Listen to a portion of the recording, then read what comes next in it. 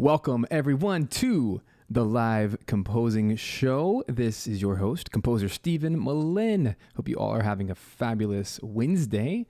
Welcome. I'm really glad you're here with me today because today, really this whole week, finally, 10 months in the making, we have finally made it to the end of Dark Dice Season 2 soundtrack.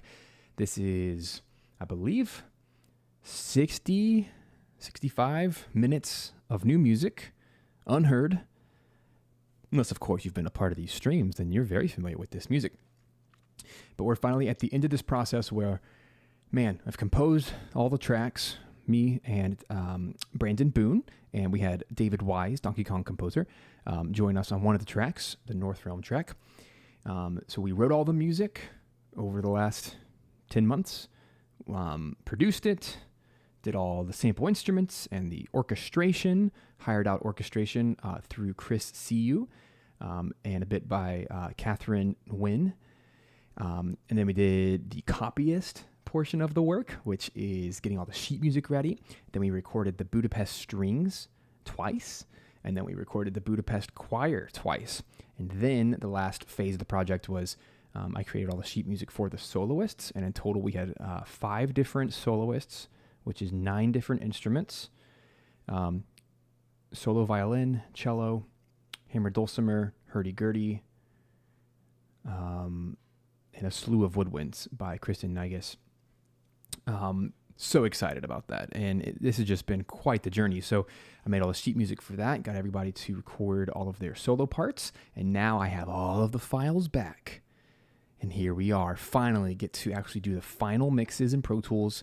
I'm actually already 2 tracks done in the process, but today I wanted to actually feature one of my own tracks just because a little bit more fun that way. And so today we're actually doing In Defense of Eastwood, which is a battle track.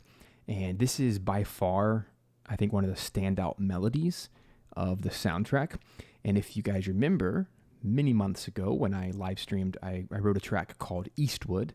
And the eventual track name became Eastwood in Spring, which is like a daytime, it's a village theme. And In Defense of Eastwood, it takes that theme and it speeds it up a ton. We're at BPM 152 today, and it speeds it up and just all the instruments go wild. It has a lot of solo moments, a lot of big, just orchestral fast strings and just cool harmonic changes and all sorts of things. So I feel like this is one of my favorite tracks by far in the soundtrack. It's definitely a standout, and I feel like it's a standout in my career, to be totally honest. Just how wonderful all of these tracks are turning out is incredible, and I'm very happy with that. So I'm glad that you guys get to be a part of some of the process. I certainly can't have I can't have a live stream camera on at all times while I'm working. Some of this stuff is just too intense and I really have to focus, but my goal here is to give you guys an opportunity to kind of get a behind the scenes look at what does this look like. So today, specifically to today's stream, for anyone that has not mixed a live orchestra or has not worked in Pro Tools or has not mixed lots of tracks together to create one unified sound, this one's for you. I'm going to walk through the process from first moment to final moment. And my goal is in our time together today to mix the entire thing and to even show you the export, the creation of stems process. So this is going to be a lot of information today, but I'm going to move as fast as I possibly can. So I would save this video. If this is something that you ever plan on doing down the road, you will be working in Pro Tools if you ever record with an ensemble, because this is the industry standard program. And it has some weird quirks to it. It's just part of the system. Pro Tools is a very manual based program where it is as powerful as you know how to use it. But to the average user, Pro Tools can be very confusing and very uninviting because it's so technical. But that's also part of the fun, is it kind of has unlimited possibilities with its bulk editing function. So that's the goal here today. So I'm going to move quickly, and I hope that you all have so much fun as we get to work on this mix together. So real quick before we start, what's up? We got Marie, Matt, Jack, Ryan, Robin, Jew, Sector 7, and like 27 other people that aren't saying hi. So hello. If you're here, say hi. I'd love to know when you're here. Even if you just say hi one time in the live chat, it makes my heart so happy. Because at the end of the day, we're a community and we're here to help each other. And at least that's my goal. And I love getting to work alongside you guys. It's a ton of fun.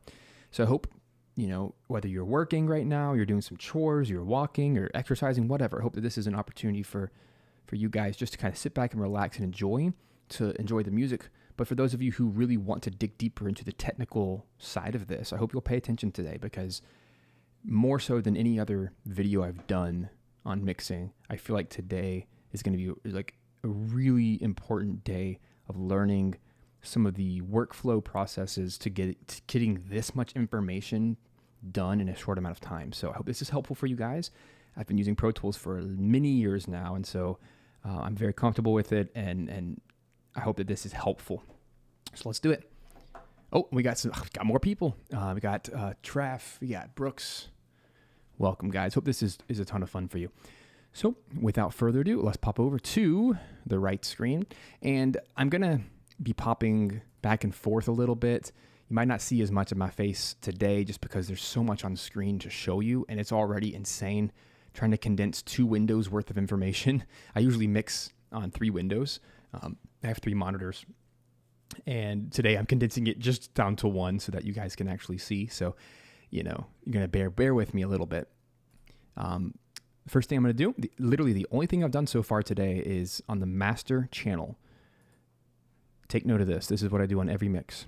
I set an L1 limiter to -0.1 dB. That means even if this track gets to its absolute max loudness, it will not peak beyond 0. So it will never peak. The next thing I did is on the master channel, I added a 2C Aether, which is by 2C Audio. It's a reverb. I did Musical Hall 2, mix 25%. Every soundtrack needs a different amount of reverb and effects, but for this particular mix, I've played around with this, and I'm going to be consistent across the board on every single track. I'm going to put 25%. So if you want to get a similar sound, do the same. 25%. I'm not going to touch that at all, because that's on the master channel. Every single instrument today will be run through that. And then this is just for practical reasons. This is a plugin called Meta Plugin, which lets me literally load any plugin in existence in any DAW. It's phenomenal. Go pick it up if you're not familiar, because Pro Tools only lets you use its own native plugins in the AAX format or RTAS. It was an older version of that. But this allows you to use all of your VSTs, VSTIs, and any other type. So the only reason I have this out is Voxingo Recorder is what I have loaded today. And so this is literally just so that you guys can hear my audio today. There's no other purpose. So ignore that when you're doing your own mixes, unless you want to stream like I do. Okay, so everything you see right now, this is just my strings session. So when I worked with the Budapest Strings, I sent them a blank Pro Tools session, which had all my markers, my tempos, my time signatures. I sent it to them, and their engineer, edited the session with his own outputs and things in that hall, in that studio. They recorded, and then they literally sent me the Pro Tools session back. I did the same thing with the choir, and now I have 2 sessions. So in order to make any sense of what we have here, we have to label some things. We have to create some groups, and we have to do our own routing to make sure that we actually hear everything, right? So the first thing I'm going to do is over here. I'm going to, the ensemble, they made their own groups, but I don't like them. So I'm just going to delete groups. Let me delete group. Okay. So all I'm going to do is I'm going to select everything in blue is the first take of strings. So I'm going to just select them all, go to groups, new group. I'm going to call this strings, and it automatically adds all of those tracks into my group. Hit OK. And now over here on the left, I have a group that I can turn on or off as needed. I'm going to do the same thing for the overdubs. Overdubs just mean it was a second take on top of the first take. And look, it looks like they didn't like this one. I don't know why this one is muted. We'll have to play around with why that's muted. Same thing, go over here, go to groups, new group. I'm going to call it strings OD for overdub. And now we have two beautiful groups. Now, if I make any edit to any one of these objects, it's going to move everything in that group at the same time. It makes editing really easy. Another quick shortcut, whenever you're working in Pro Tools, I highly recommend you click this little AZ button.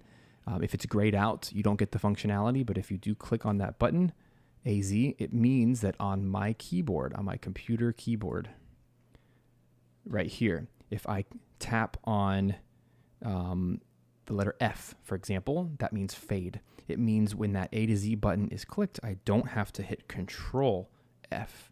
It may seem like a very simple, worthless function, but that saves a lot of time when you're trying to edit quickly. So now, for example, if I wanted to click all of this over here and just hit the letter F, boom. It's now going to fade all of those tracks. And I typically like to keep a giant counter up here, and you can change it to time, or you can change it to bars and beats, which I find to be the most helpful. And over here, I like to have my clip list open. That way, if I need to access any individual file or group of files, I can do some cool functions over there as needed. All right, so now that I have my two groups, it's important that I route these things. So I like to create buses, but before we do all that, I'm actually going to just go ahead and import my choir. So let's go to import session data. I'm going to go and find my choir Pro Tools session. That way we can combine these things together and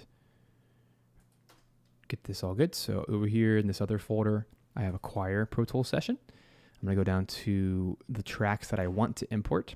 I'm not going to import any of their auxes and click tracks and stuff. I don't need any of that stuff. So I'm just going to go down here and click and drag until I get all of the tracks that I want. See, I don't need any of this like talkback stuff because that was from our Zoom session. And then down here, I don't need to change any of the settings, but I do want to make sure that nothing is selected. But we want to make sure that the main playlist import.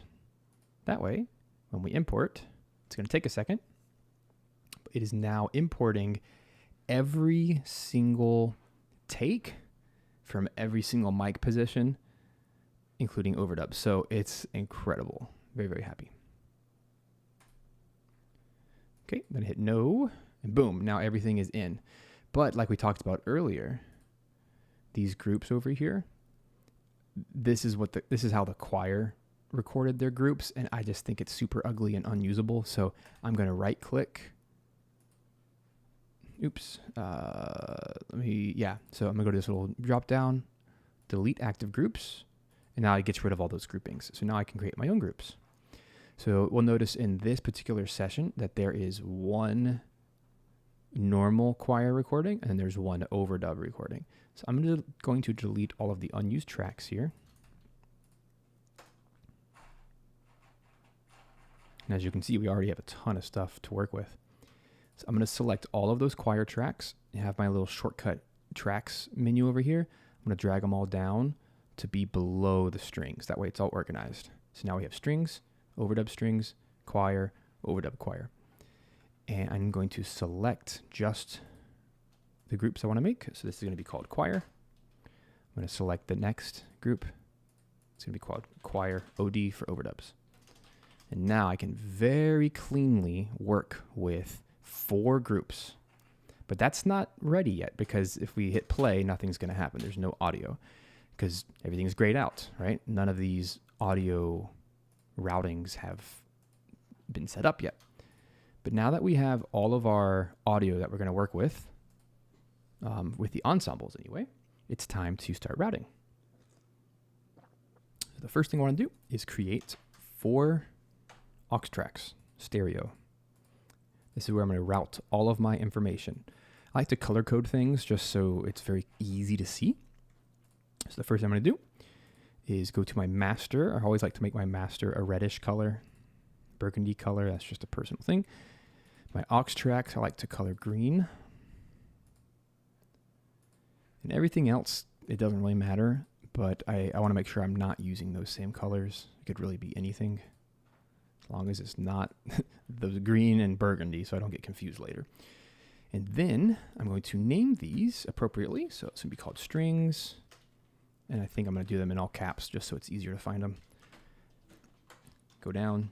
It's going to be strings overdub, choir, choir overdub. And now we have 4 aux channels. So this is where things actually get really easy, because all I need to do is select my 4 aux channels. And there's a cool shortcut on the keyboard I want to show you guys. That over here, I know it's kind of small, but you can sort of see it.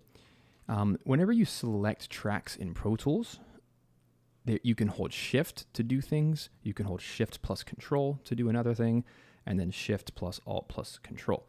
So they all have different functions. So Shift will change all of the tracks to do the same thing.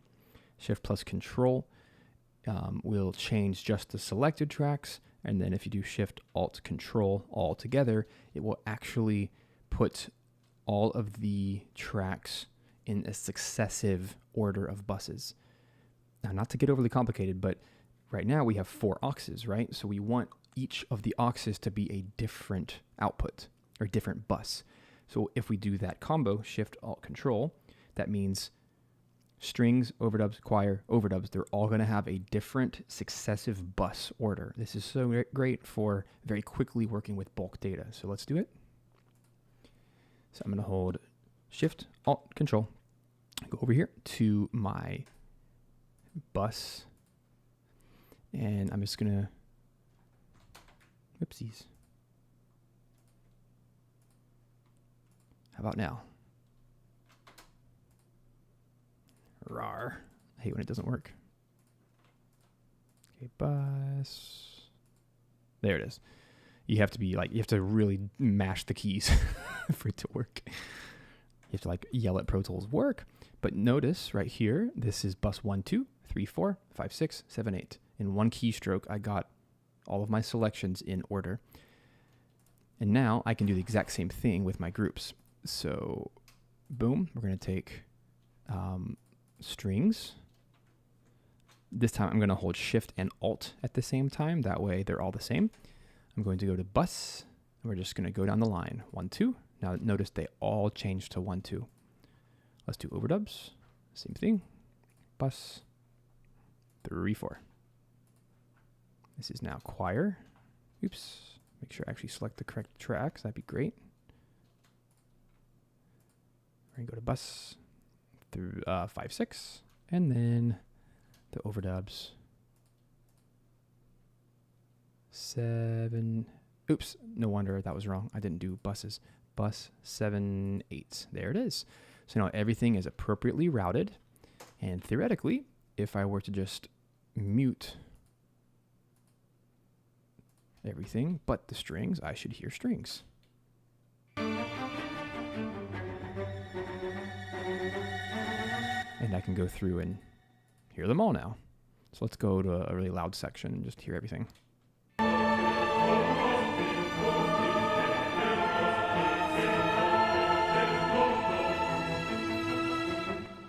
Okay.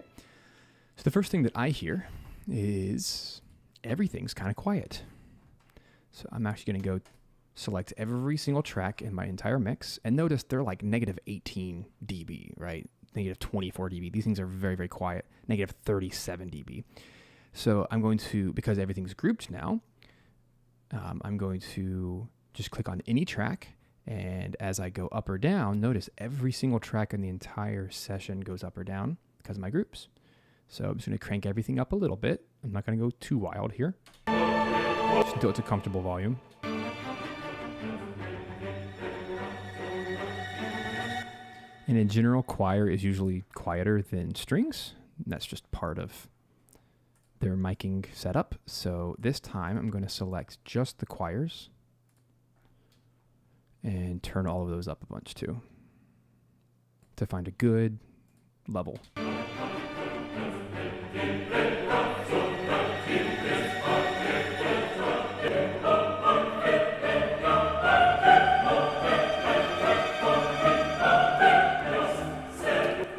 That'll do for now. So now we have our 4 different categories. Now, there are solos as well. So I'm going to take a moment. I'm going to import some audio. And this is one of those less interesting parts. So I'll just talk with you guys for a minute while I'm importing stuff. I gotta say, this has been a really fun process. Oh, I do want to show you guys this. Check this out. This might be interesting for some of you. Since, today I'm trying to cover all the details, I might sound monotonous and I might be a little repetitive, but that's the purpose. If someone in the future says, hey, how do I mix in Pro Tools? This is the video.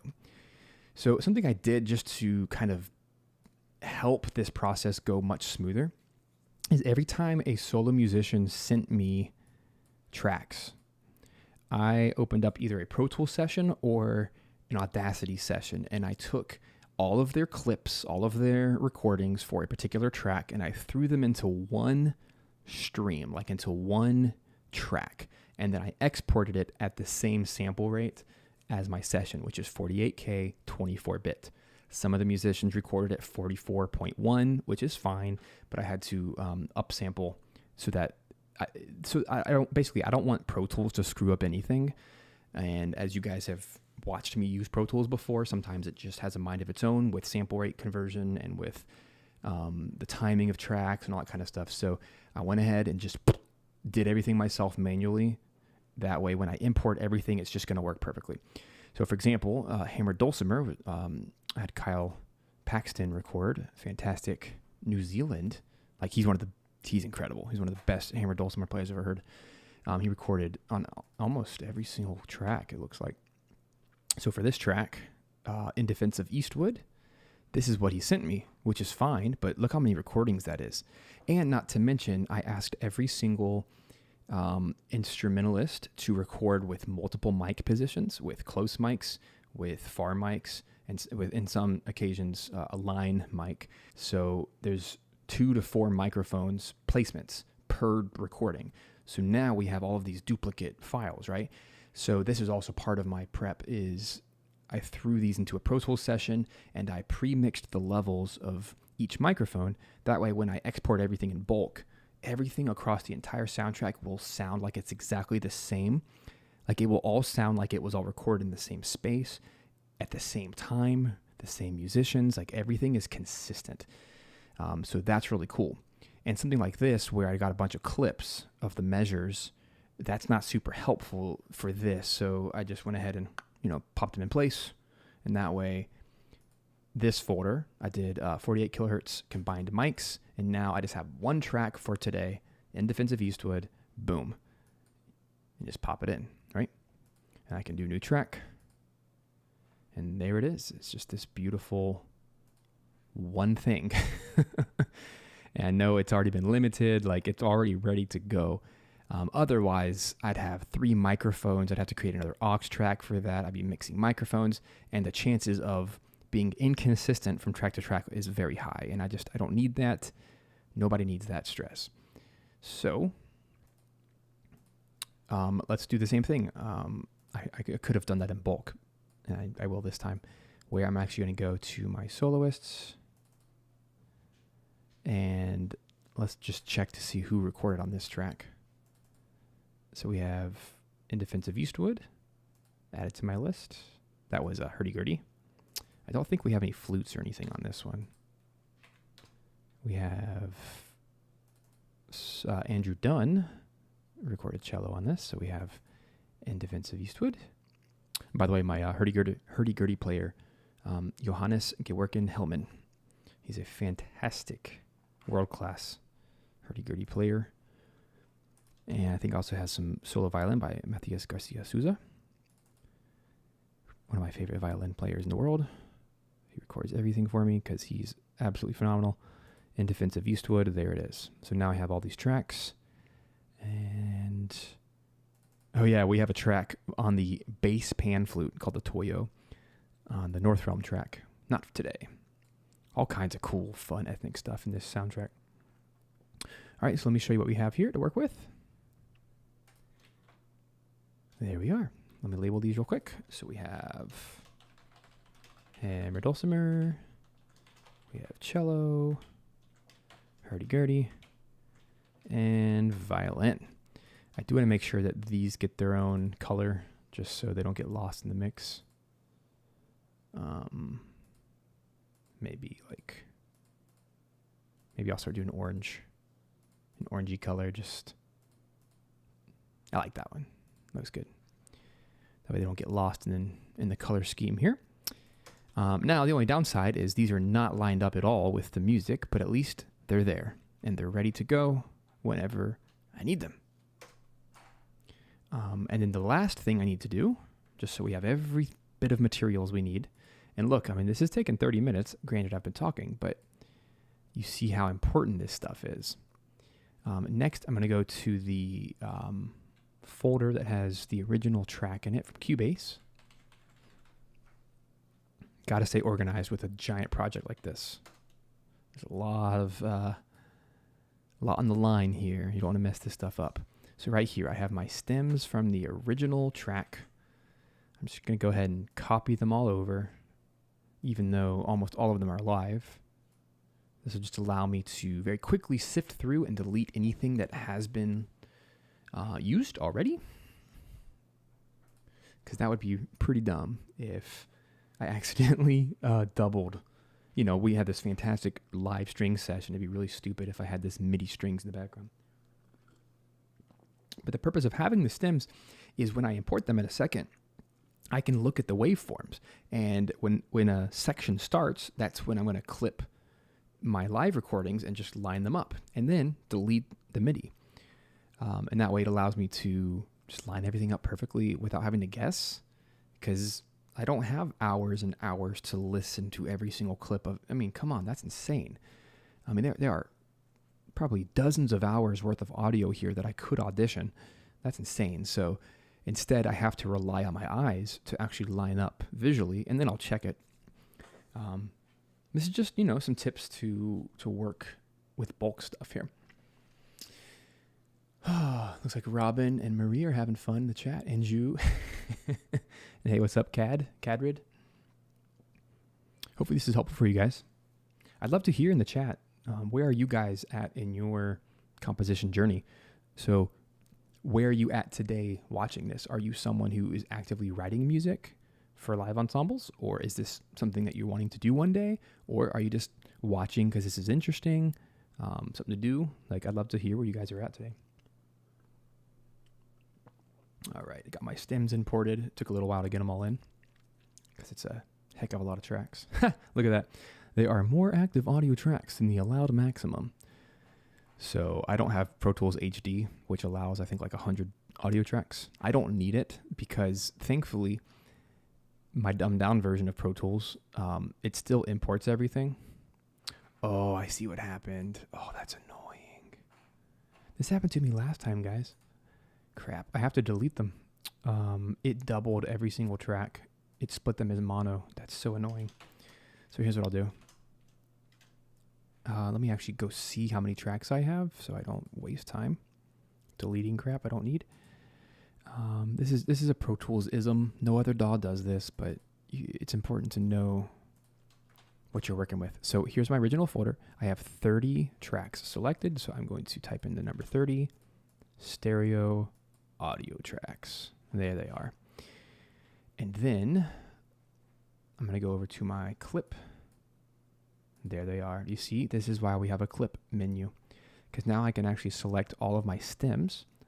By the way, this is another reason that I preach about naming your files, because now they're all alphabetically in order. I found them instantly because they all say stem, and now all I have to do is click and drag them over, and now they're all stereo files in my mix. How cool is that? Instant. instant. So before I get absolutely lost in the weeds here, one of the good things I have enabled right now is on every track, you can see the track name. If in your session you do not have that, you can go to View, Clip, Name. You also want to make sure that Clip Gain Info is checked. That way, when you go beside one of these little guys, you can increase or decrease the volume. For example, this one right here, you can kind of see it, right? It's going up and down. It's just a very quick way,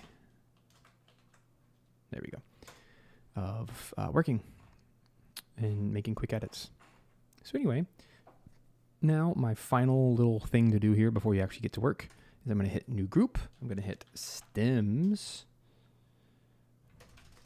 I'm just making a new group that is just the stems.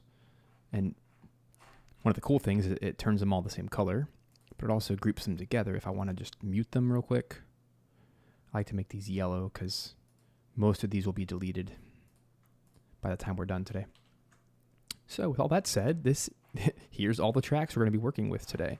So this is quite a bit. This is quite a bit. Literally maxed out Pro Tools with about 100 tracks in here today. Not going to use them all, but you know, it's all just kind of part of it.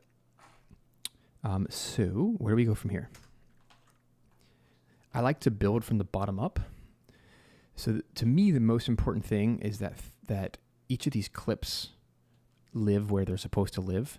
So to me, the most significant thing I can do is I can find the string section, which is going to be here, here, here, anything that says strings. And I'm actually going to take all of these and just drag them right here in the middle. So this is separating my strings and my overdub strings. I'm actually going to minimize my tracks just so I can see everything in one screen because it's just so much stuff, right? But what this allows me to do is now I can actually mute my stems because everything's grouped. But now I can actually see what's happening in my string section. And now if I put my edit mode into slip, we can just start working. So now what I'm going to do is just so that we can be clear, I'm going to mute all of my choir.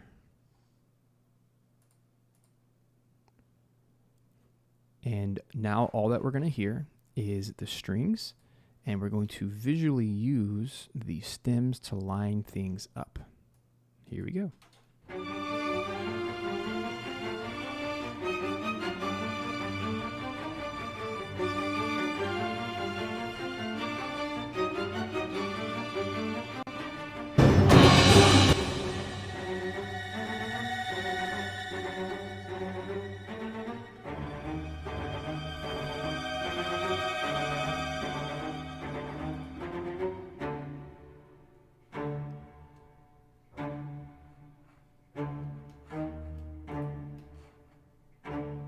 Okay, cool. So it looks like the Coleño track is something that I am going to keep.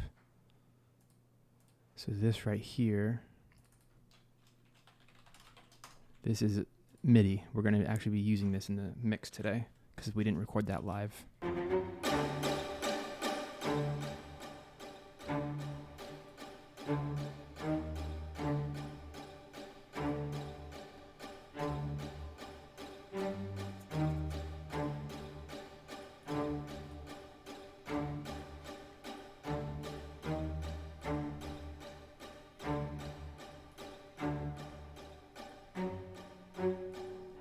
Cool. So again, all I'm looking for is to make sure that all of these regions are lining up with what's happening live. Just a visual.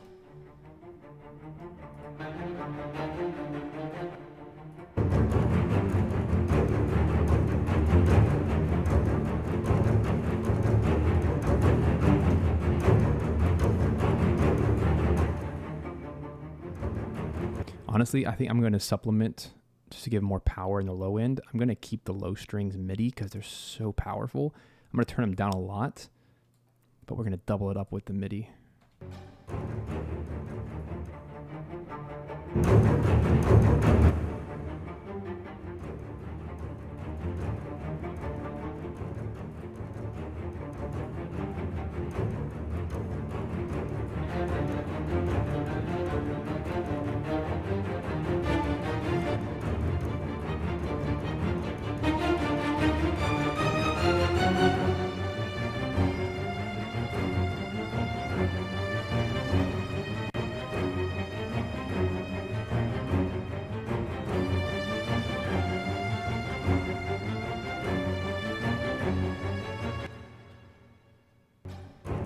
You guys are funny. I love that you know these melodies.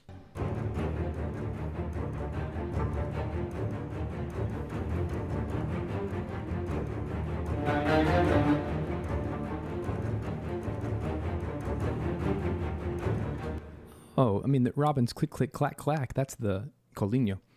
My violin's on the other side of the room, but basically you take the wood part of the bow and you go kind of whack your instrument. It's not usually very pitched. It's more of a percussive effect, like a drum. It's pretty cool.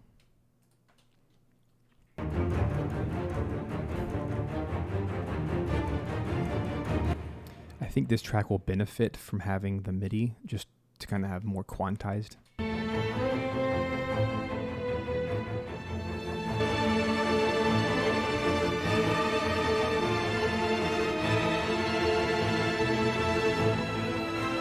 All right, looks like we have something off.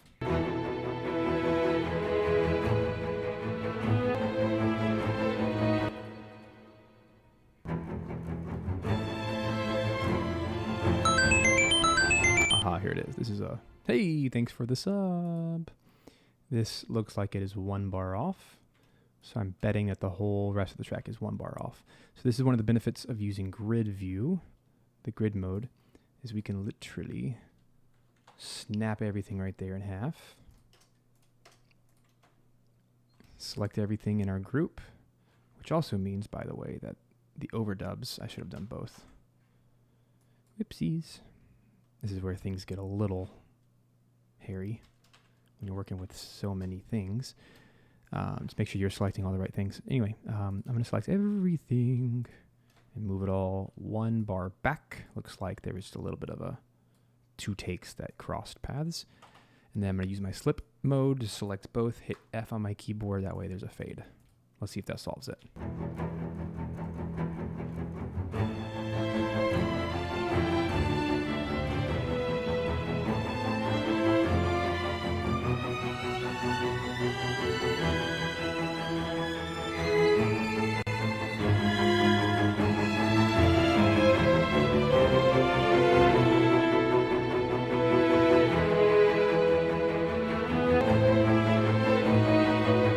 Ooh, that was weird.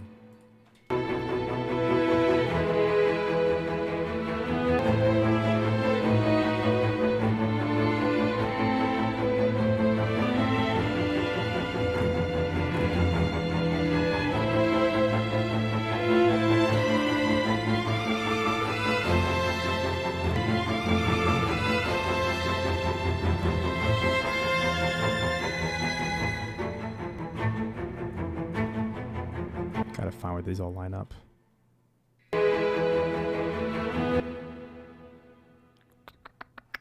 It's just part of recording. Multiple takes, things get sloppy.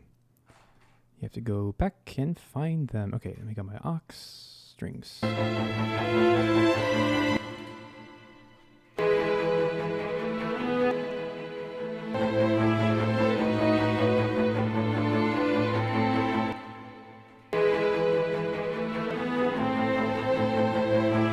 Found it.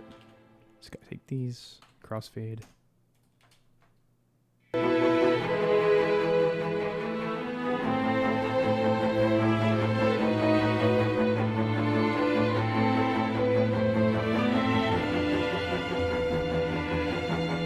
Oh, there's another one.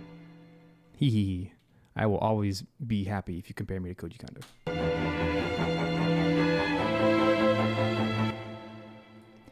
Slip is the worst mode we can use because we got to keep everything in line. All right, I'm going to put on quarter note view grid. It's just off.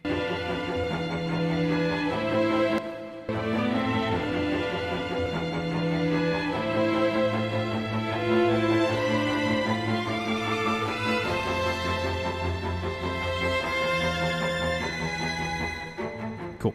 The other thing is I forgot to change my time signature to 3/4 somewhere in here. There it is. That's where it's supposed to change. So that'll help keep things in line. It's 3/4. Yeah, it's a fun melody.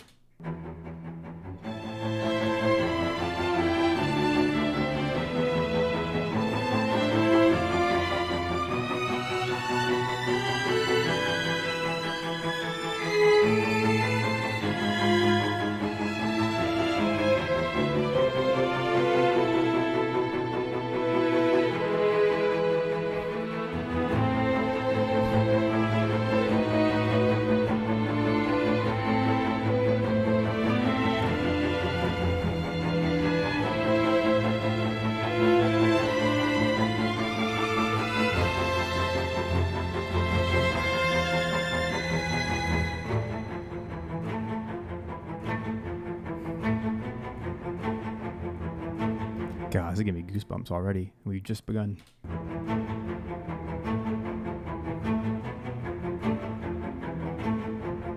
Can we all agree that this additional MIDI line adds so much weight to the bottom end? It's incredible. Listen to it with and without it. You'll be able to tell. And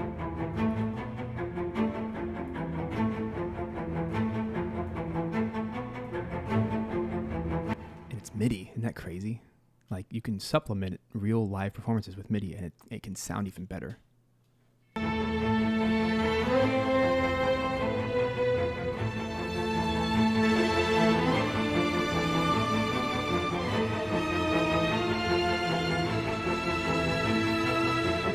I think I did record tremolo strings.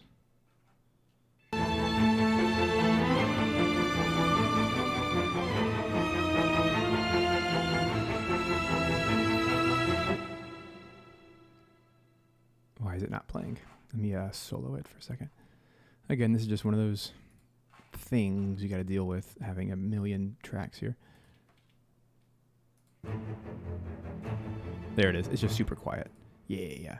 Okay, so I can delete this tremolo string stem and use the real thing. So let's clean this little section up. Turn that grid mode off so we can be a little bit more interesting.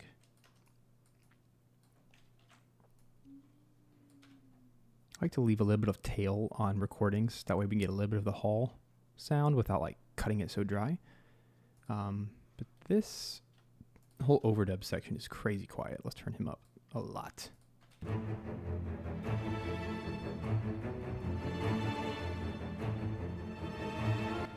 So it sounds like it's 2 beats off.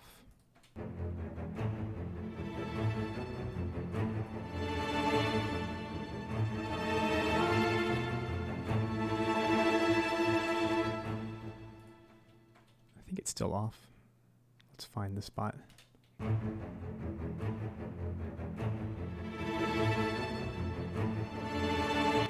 Huh.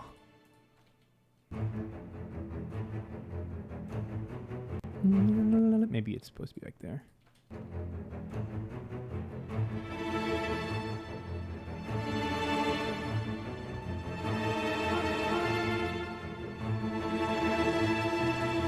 That was it. Cool. Let's get it mixed. Yeah, it's a really smart trick, Brooks.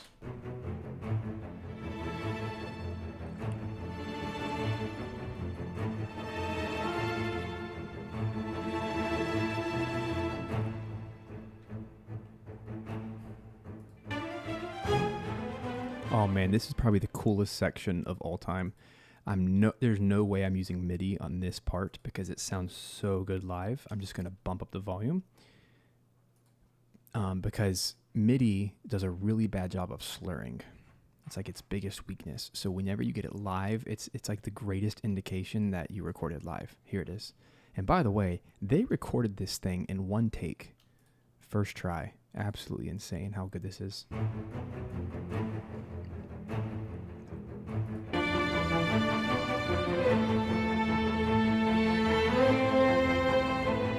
This part.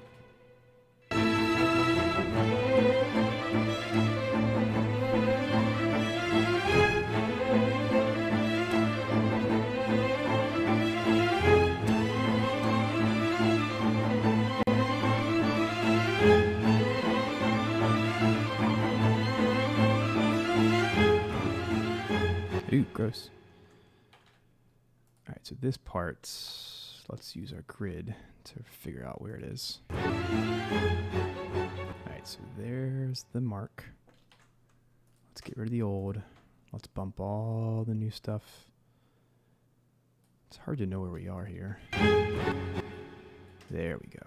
Now it's correct. Now we'll do the tiniest little fade because I don't want to lose any of that goodness.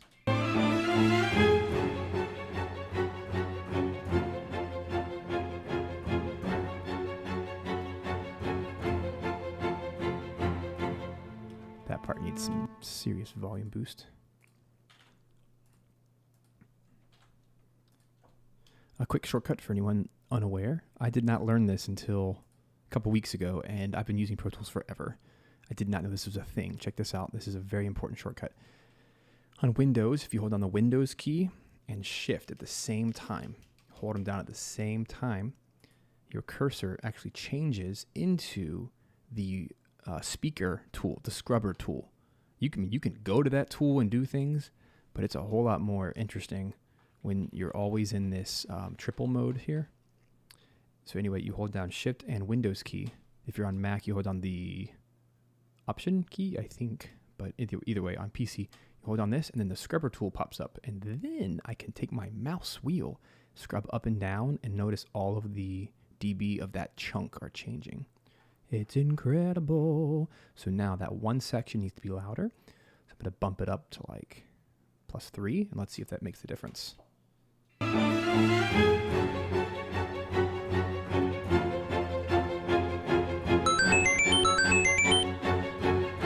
Hey, thanks for the sub.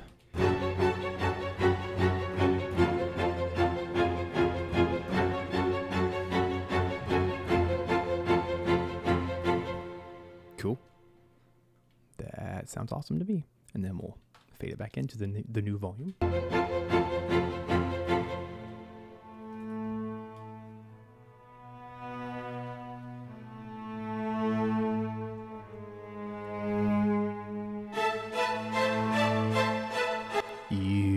Now those are some bad MIDI strings. It's amazing how different it sounds, you know?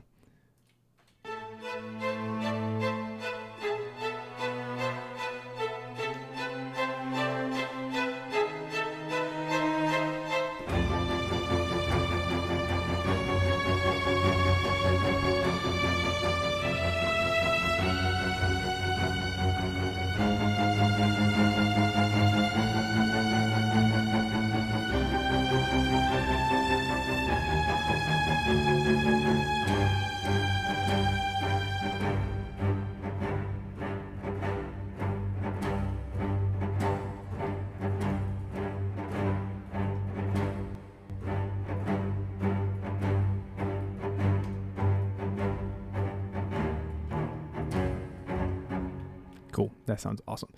I want to double check that I even need this at all down here, this high strings part.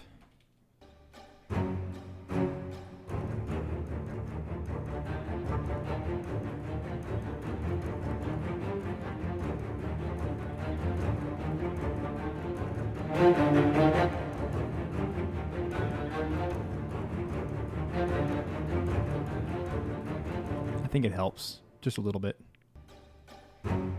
Oh, and let's put this little debate in the chat to rest because I'm a Koji Kondo expert.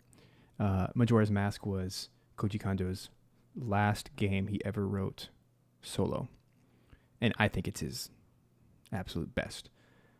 He did Ocarina of Time solo, but as soon as he went to Wind Waker, which was next, he did some. And that's when he became a music supervisor. But think about it. I mean, that dude was burnt out. In 64, he did, I think, 6 games, right? Super Mario 64, Zelda Ocarina of Time, Zelda Majora's Mask, Star Fox 64. What am I missing? No, I'm thinking of Grant Kirkhope. Grant Kirkhope did 6 and 64 games. Insane. Absolutely insane. But still, 4 games in like 2 years, 3 years, however long that was. Insane. He was probably super burnt out, and he's like, please, no more Zelda for like a minute. Anyway, that's how I'm going to feel about Dark Dice after this is over. No more Dark Dice. Just like, give me a minute.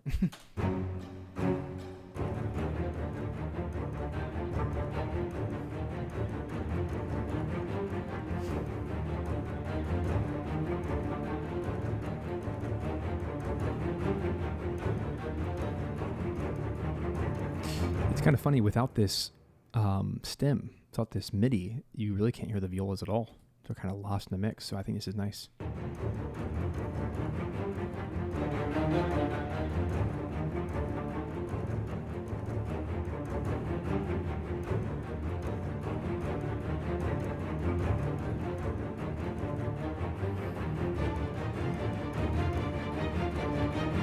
So this is where it starts to sound fake.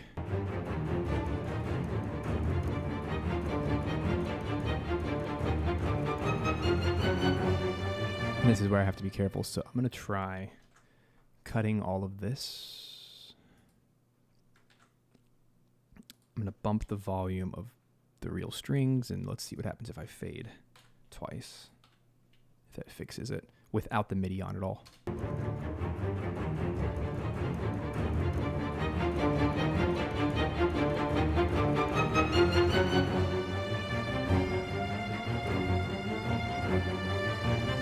That kind of helped.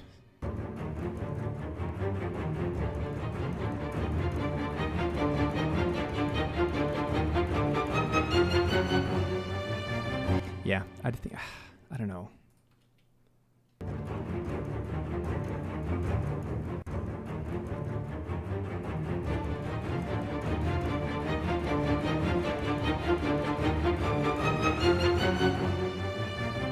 I'm going to leave it. I'm going to leave the MIDI, but it's going to be extra low volume.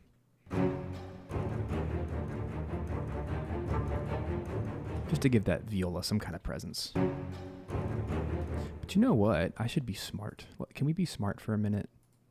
Can I act like I have a brain for a second? Check this out. Viola, viola, viola. Let's just pretend like I have a brain. Let's go to the viola mics. Oh my gosh. I feel really dumb right now. But at least I figured it out eventually. Look, let's literally go to the violas, because that was my comment the whole time. The violas, you can't hear the violas. So let's literally go to the violas and bump them up a lot. And let's see if that solves what I'm hearing.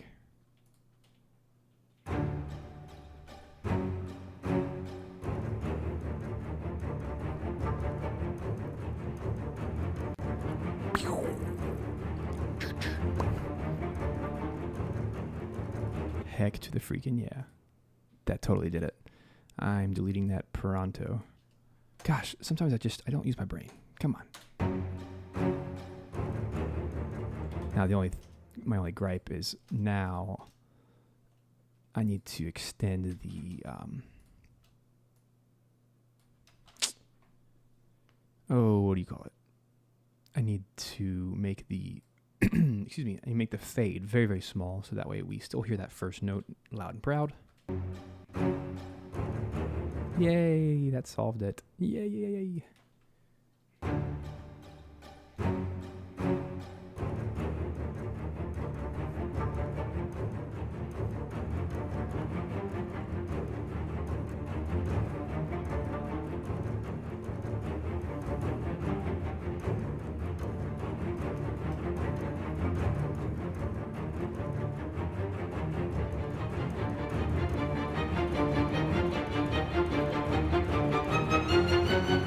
Funny because the violas now get super loud here, so this is just one of those balancing things. I have a strong feeling that I also did the same thing for second violins. They're probably doubling the violas, so it's on the G string. So let me see if cranking those up gives even more presence there. And we'll do the same tiny, tiny fade.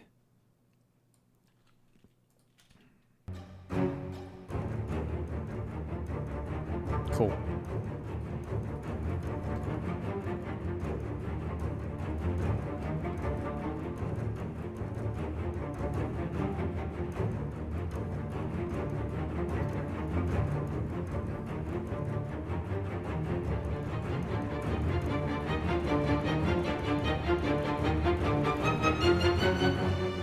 I feel like the first violins are really wimpy here. Bump them up for that last part.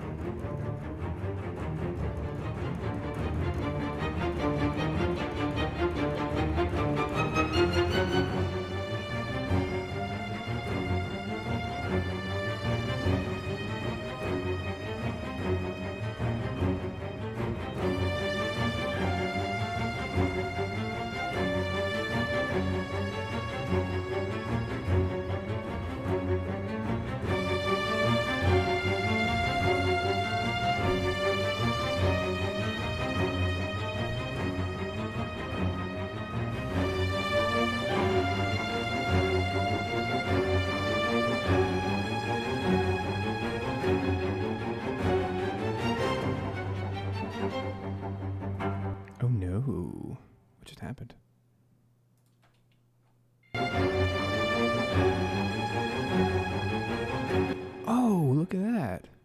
That's cool. I forgot these even existed. Cool. We did like a second take of overdubs. That's fun. Let me drag those over and see how they line up.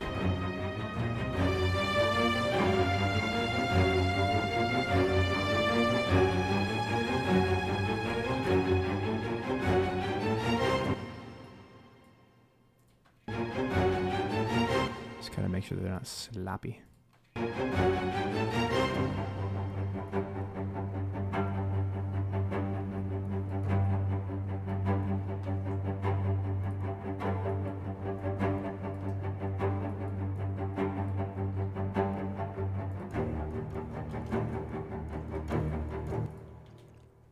Hey, what's up, Brandon? Everybody say, hey, Brandon. What's up? He is the composer on many of the tracks for this soundtrack. Say, what's up? I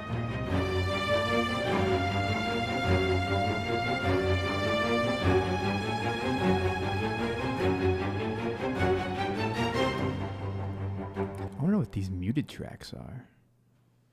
Because I didn't mute those. The producer muted those. I wonder if they're like secret.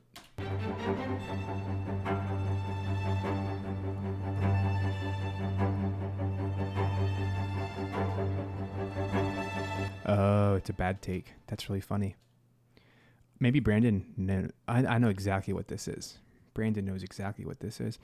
When we were doing the strings session, I think this is the one where the producer literally stopped. Like the orchestra was having so much fun playing it that they just kept playing even though the producer stopped recording. And they were like, stop. But the the conductor was having so much fun that he was just totally into it and having fun. And the orchestra kept playing. So that was like a half of a take. So they ended up muting it. That's really funny.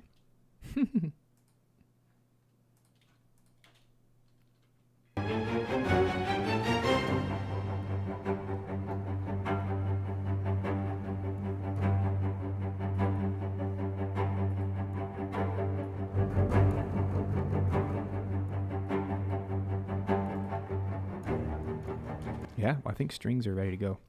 So now I'm going to keep both of these. I think those sound great. The Coligno and the low strings, just going to be part of the bundle here. And so now we can add choir on top. This will be fun. So I'm going to do the same thing. I'm going to go down to the choir stem. It's only 2. Just kind of choirs, choir awe and choir men. So it's men and women divided. So just like before, I'm going to split my overdubs and normal recording. This way we can kind of see what's going on a little clearer. So let's solo those bad boys and let's get the party started. So we're going to solo, choir. And we're going to keep strings in there because this is the part where we have to start mixing to the strings now that we know that the strings are in time. But the benefit of having the choir stems is it allows us to visually line up everything. Because otherwise, I just won't know when the heck to put anything. Because even though they're my pieces, I don't have them memorized to that level. I don't think anyone does. Except Marie. Apparently Marie has these memorized.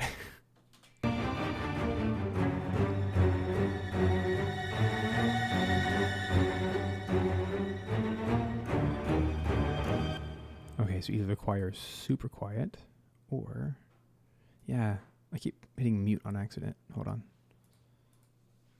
It's weird. In Pro Tools, you can solo and mute at the same time. I don't know why that exists. Because it's Pro Tools. Because Pro Tools doesn't say no to anything. And so it lets you create your own, like dig your own grave. Ha, nice, Brandon. I'm glad you like it.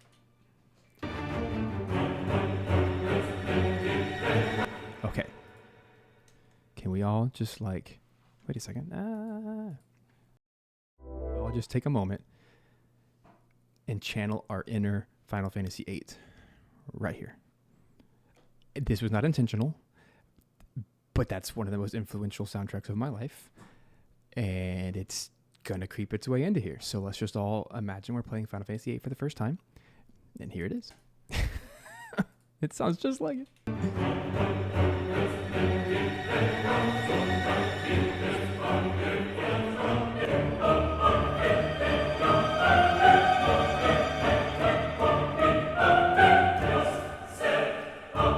Oh, it's gonna be fun.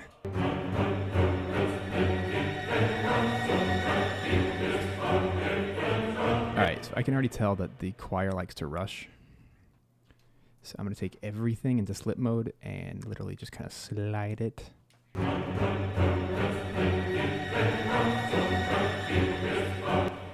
Still rushing. They're in front of the beat instead of behind the beat. Strings are typically behind the beat. It's just one of the differences between choir and orchestra. They follow a conductor slightly differently. So there, let's see if that solves it.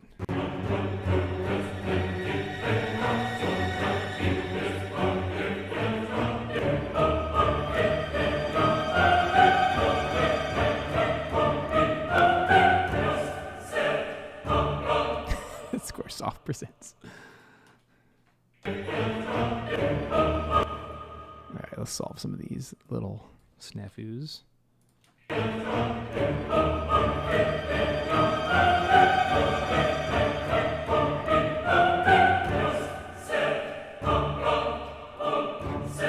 I'm expecting them to just start chanting Sephiroth.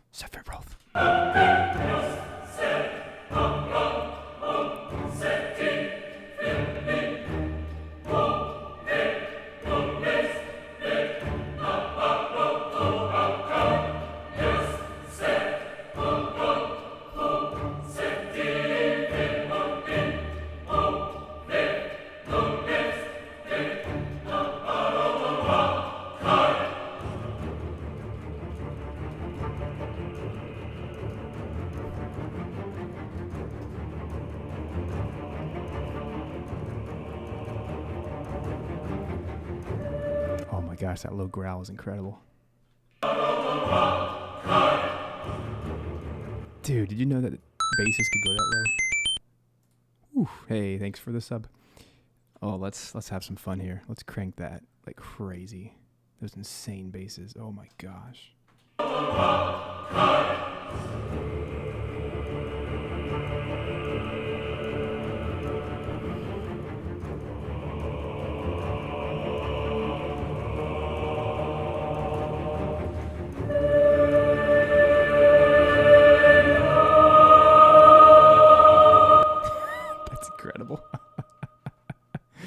Did you guys hear that? That was not intentional. Check that out. Dude. It literally sounds like Sephiroth in the lowest possible note of all mankind. That's the lowest note I've ever heard in a choir. That's incredible.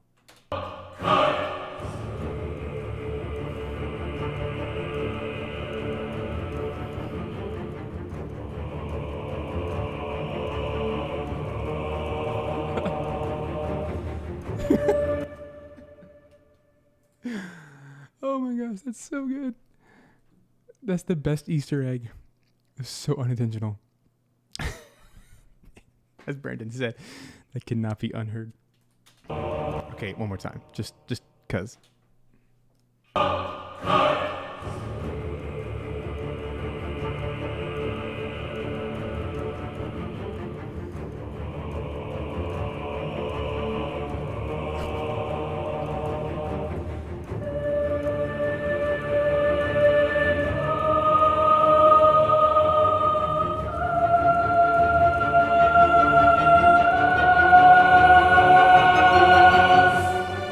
So good.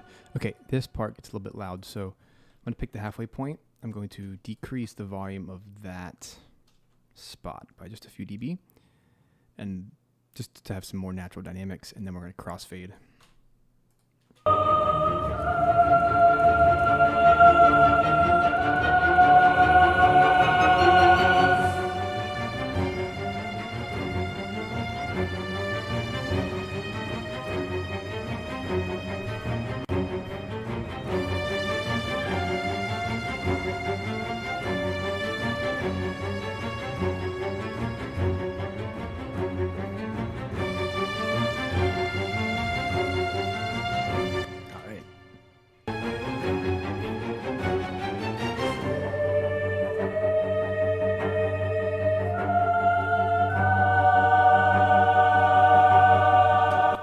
me just take a moment to appreciate the crunch chords.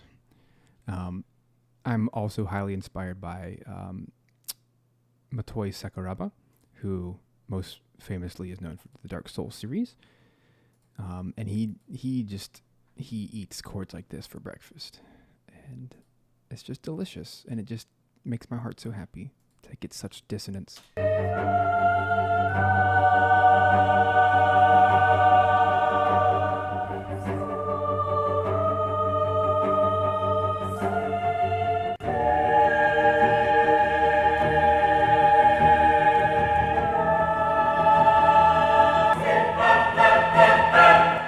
Wow, that got loud. Okay, let's work some magic.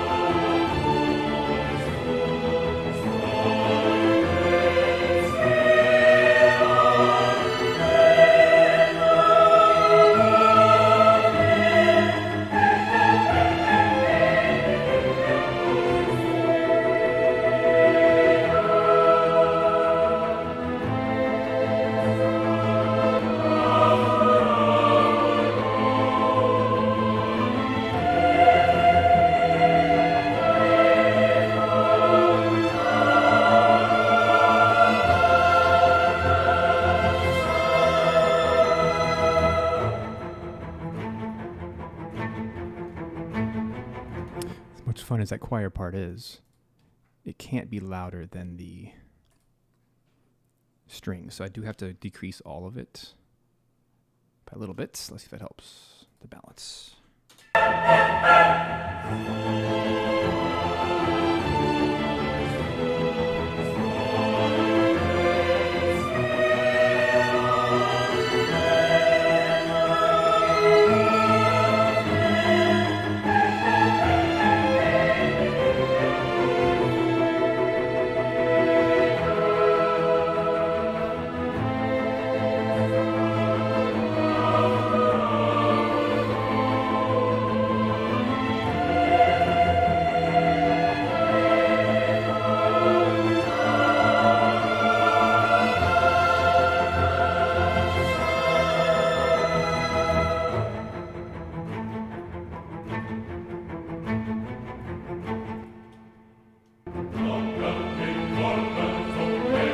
Cool.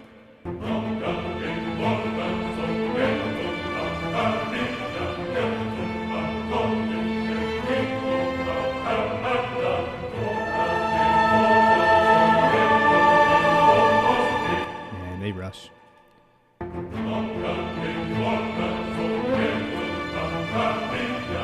So here's one of those times where I need to, just chop up a couple of the bars like this. Pro Tools has a really neat tool here called the time compression tool, TCE. I can literally take that group of notes, stretch them to fill the gap that they rushed, and then go back and undo. Ugh, hold on. I hit the wrong button. Okay, cool. So we did the thing, and then if we just select and merge, it's going to yell at me because it's not a real fade, but we're still going to do it anyway. And then you get this. Like that. And now it lines up. Perfecto.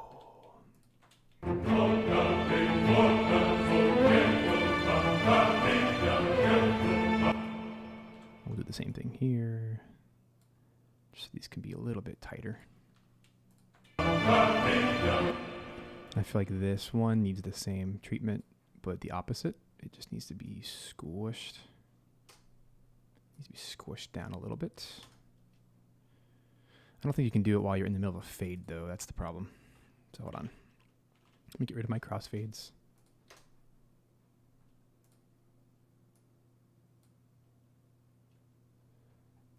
And then let's go back to normal. And then we'll do some like fake crossfades like that.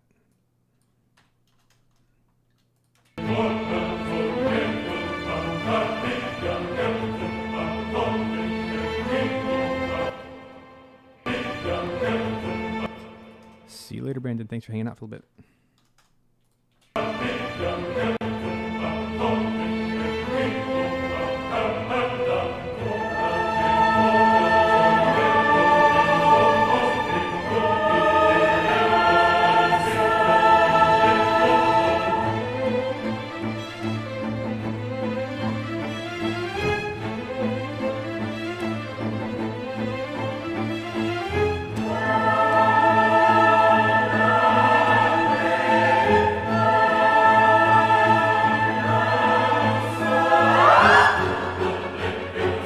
Whoa. Did that scare anyone else? I forgot that was there. Oh my gosh. It's awesome. It's got to turn it down. That's such a cool technique.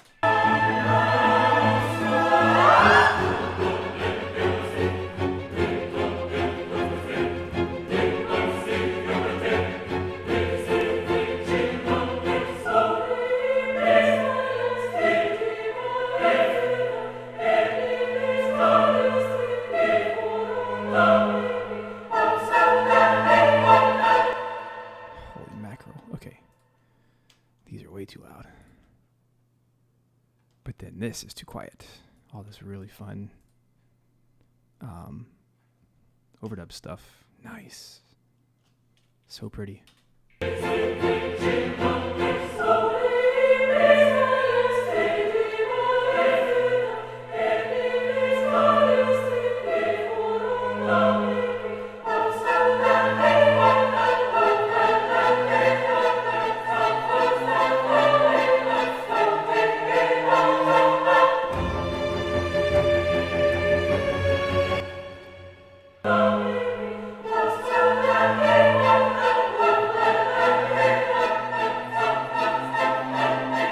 Again, same thing where strings are sluggish, choir's too fast.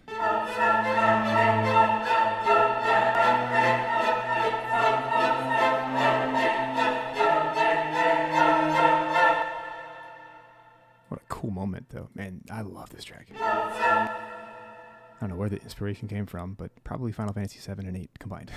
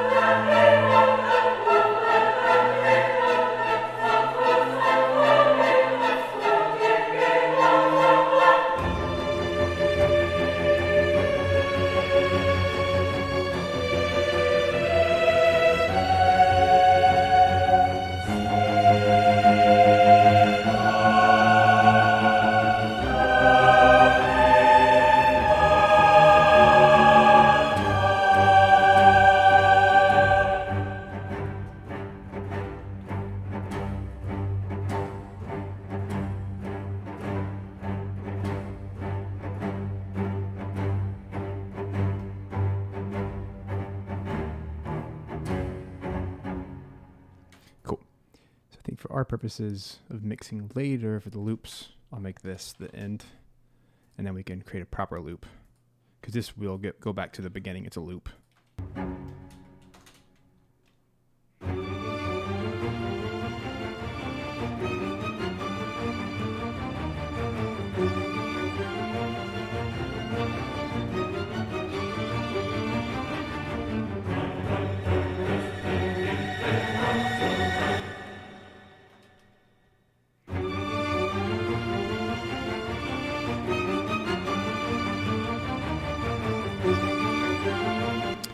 A little behind. Let me try this. See if I can get all of this section and bump back.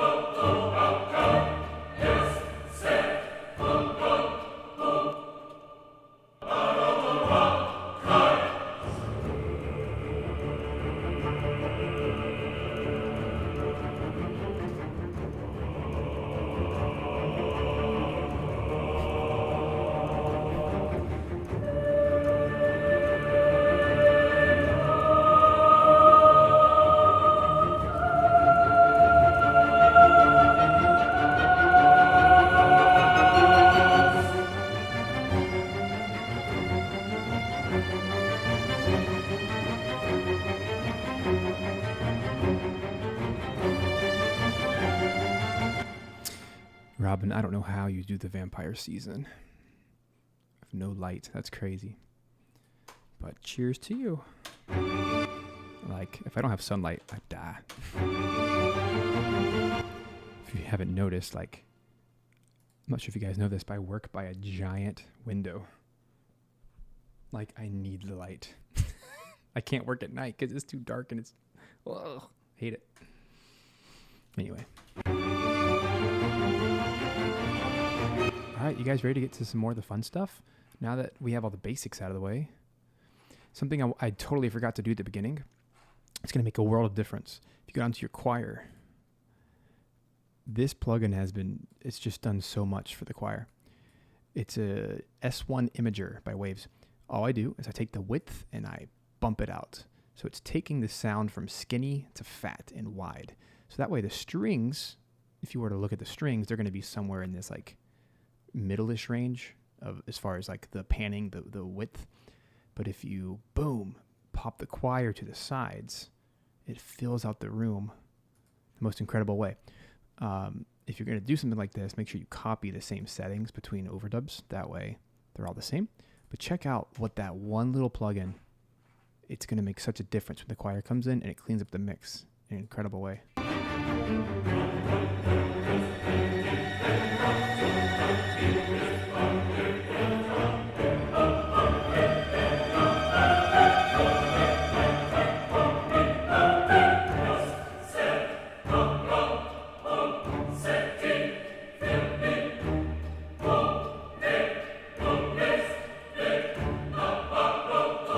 Amazing. So I'm wearing headphones, so for me, now the choir is like left and right. It's just spread out, and it feels so good when the orchestra, the strings are right in the middle.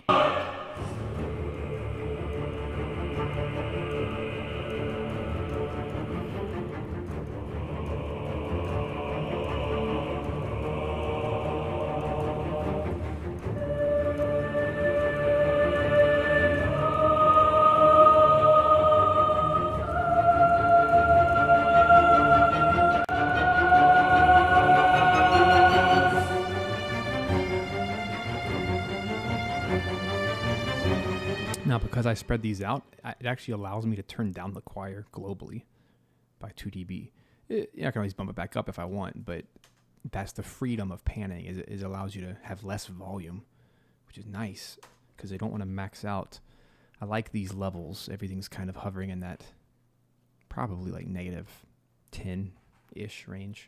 I can actually test it by looking at the mixer. Let's look at it for a minute. If we go over to the stereo out or the master, there it is. See,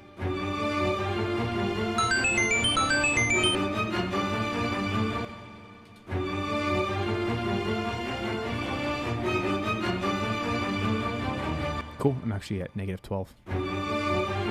The goal for anyone who's never mixed professionally before, the goal of mixing is to end at -6. That's like the sweet spot of professional media. You want -6. So that's 6 decibels below peaking, which is 0. So that's why every time I add a new instrument, I'm trying to just make sure that I'm not getting too close to 6. Although that's where I want to be at the end.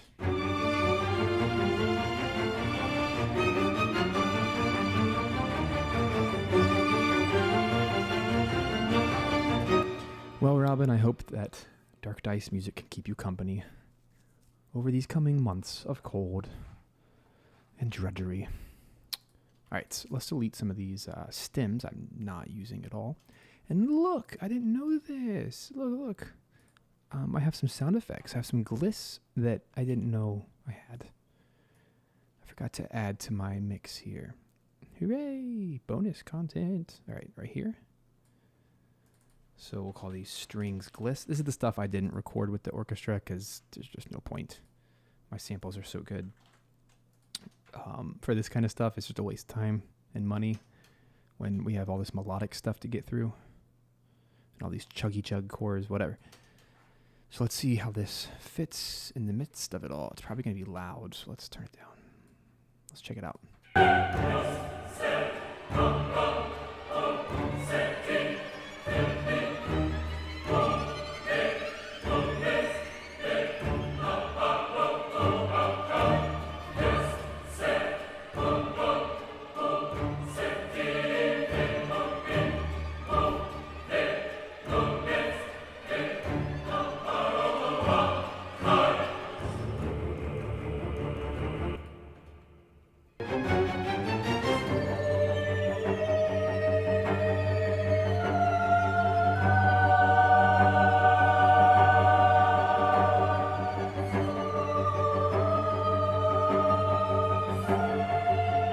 It's amazing how much creepier this becomes with that.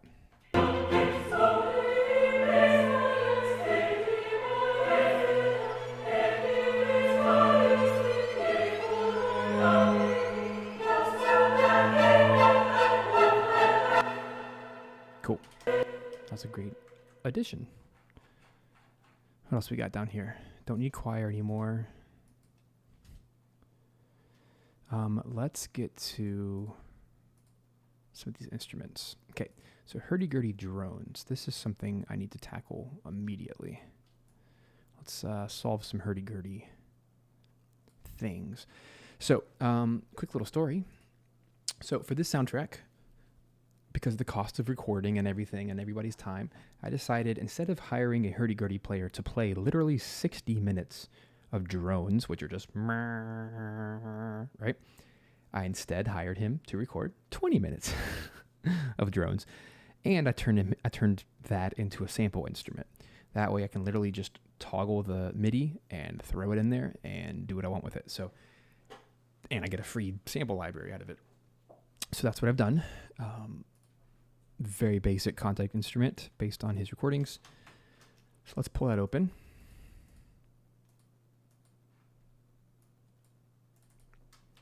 I'm going to call it HG Drones. Going to Instrument, Contact 5. All right, let's find it. Where did I put this thing? Pardon me just a moment. Let's go through my drives. I think I put it in my second samples drive. Here. I love making instruments. There it is, found it. Oh, it's going to yell me about the folder. Hold on. Forgot to resave it. Hurdy-gurdy Jones. Samples. There we go. While I'm thinking about it, let me save my instrument so it doesn't do that to me again, which is right there. Oh, I know why it's yelling at me. Ugh, just give it a second. It's saving all the files. Because in Contact, if you change the name of a folder, the samples folder, it yells at you. Because then it can't find the samples, and then it has to resave it. So it's just taking a second. It's actually compressing it all to keep it very, very small. It's only an 87 megabyte library. You can't even really call it a library. It's just like an instrument. But so let me save consistency. I don't want to forget about this later. Open that up and delete the bad one. Yeah, there we go.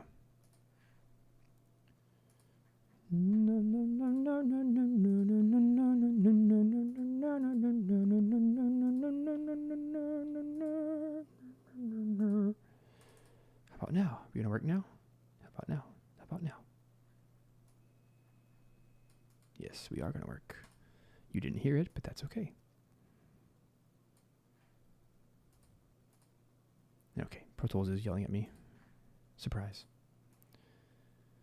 Okie dokie. All right, I'm gonna try this again. Load, yay, it insta-loaded. Cool, so now, when I go over here, Pro Tools, oh no, did I break things? Guys. serious? Why is the sound gone? Oh, that's a perfect opportunity for me to take a 2-minute coffee break. I'm going to reload this Pro Tools session and our audio will be back. So I'll see you guys in a sec. Bye-bye. Don't go anywhere.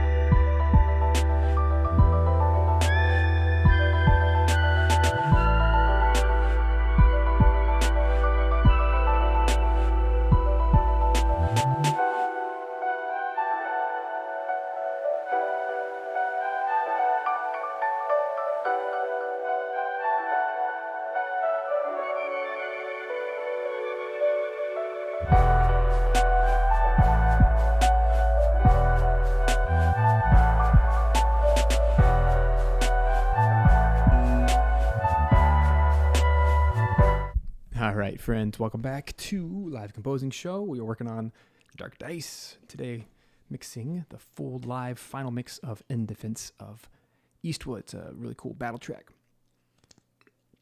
that apparently we snuck Sephiroth into, which I am overjoyed about. You better believe there's about to be a YouTube short coming up here shortly of just that moment, because it's just fantastic. So anyway, moving on, I was able to fix the audio, whatever was happening with Pro Tools. When in doubt, just restart Pro Tools. Magical things happen. All right, so I got my HD, my hurdy-gurdy drones patch up. Whole purpose of this is just to very quickly pop in drones like this.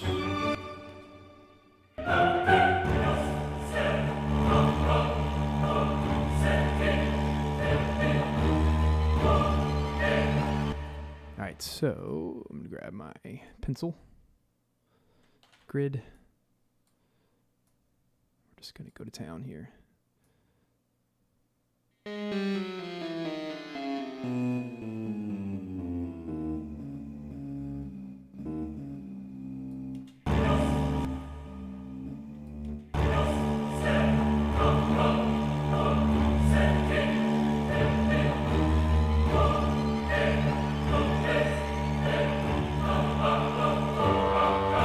That's the dumb long way of doing it. Let me see if I do have the MIDI. Let's be smart. Let's use that brain of mine. You know, I don't use it all the time, but when I do, usually good things happen. So let me find the folder. This is In Defense of Eastwood, full MIDI. Let's see what happens. I didn't want all the data, but you know, you do what you gotta do. Where's my hurdy-gurdy drones? Is that even on here? There it is, right there, right there. That's the only one I need. Shabam. That's the whole purpose of MIDI. To save lives, people. We save lives. That's what I'm in the job. That's my position. Cool. So now all I have to do... Ew, gross. Get out of here. What was that? Let's go to blocks.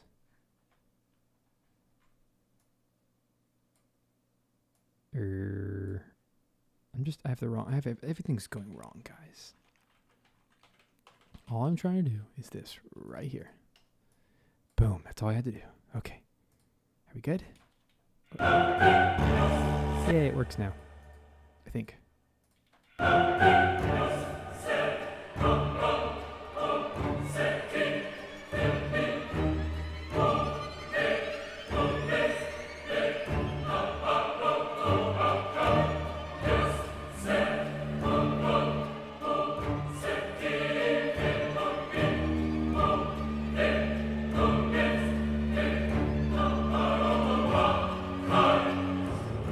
So yeah, this is a real hurdy-gurdy that I recorded. The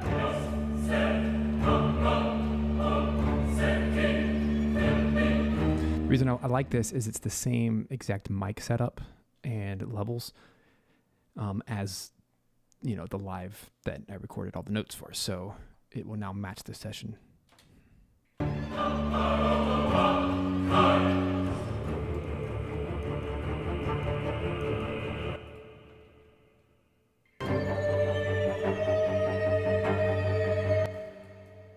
I just think I wrote very low notes that don't exist, at least on here, my MIDI data.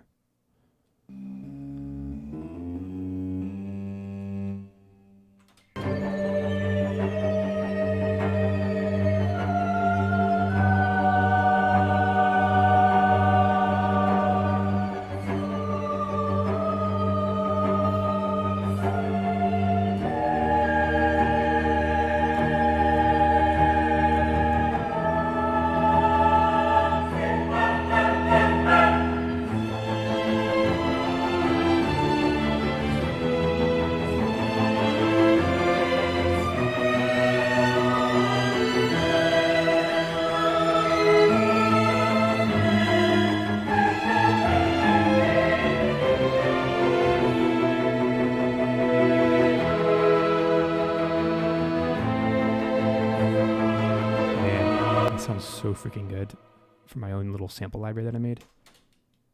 That's awesome. Here it is with the other one. Yeah,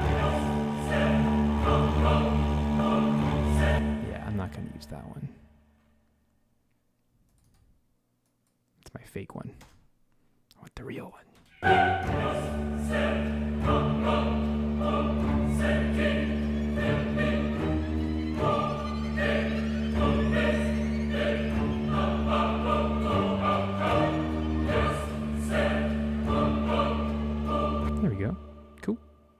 That one's MIDI. Hurdy-gurdy. So now let's get the actual hurdy-gurdy in here. It looks like everything's already lined up perfectly. So, oh my gosh, have you guys ever heard a good hurdy-gurdy? That's a real question. That's not me joking. Like, it's an awful instrument in most cases. Most people are awful at it, and it sounds like absolute garbage, like really bad bagpipes. But a good hurdy-gurdy player can vibrate like a violin or viola or cello, and they have good tone controls, so it doesn't sound all squeaky and whiny. So I'm so excited to get a real, like, top line professional in here. Check this out. I haven't even listened to this clip yet, but I just already know it's going to be amazing.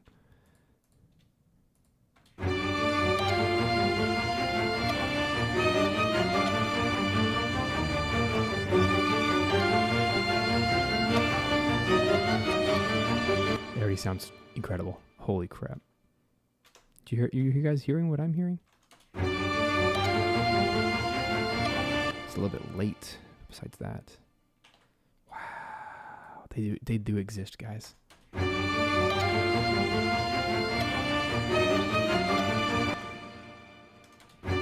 Now, I'm going to play the panning game here. I'm going to make sure that my Hurdy is on the right. The pan it 20% right.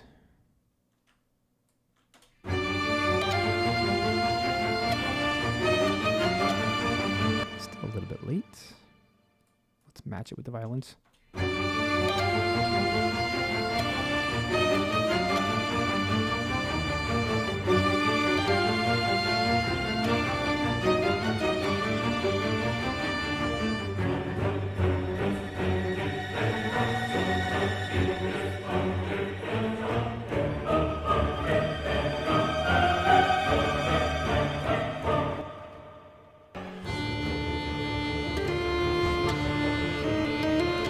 God, that's so good.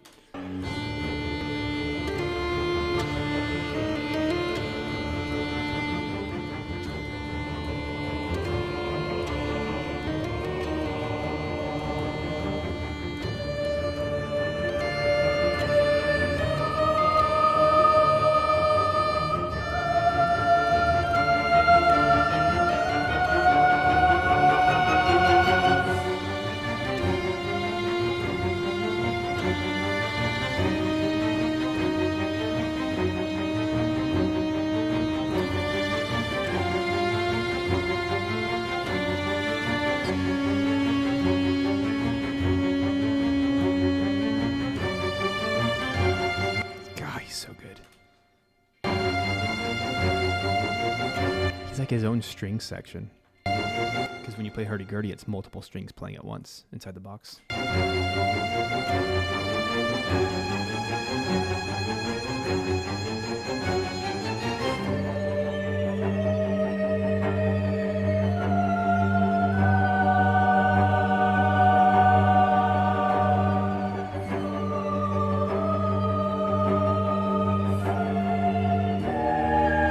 So to kind of give us a sense like he's playing the drones and this, I'm going to do 20% left for the drones. That way it feels, you know, fully stereo.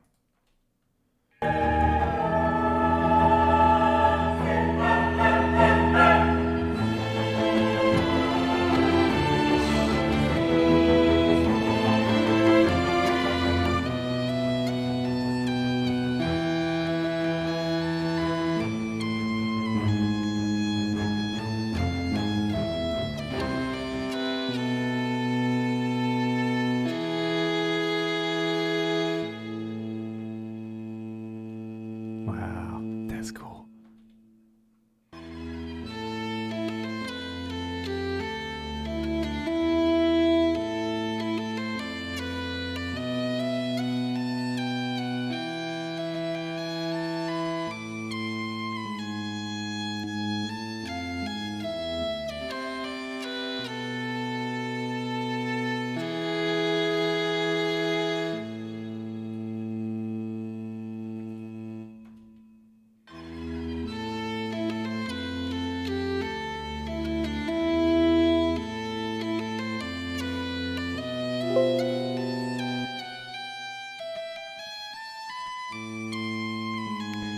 I was changing the attack of my instrument.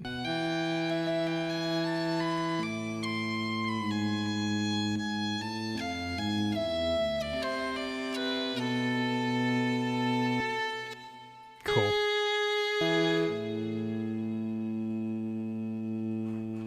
Let's get the strings back in.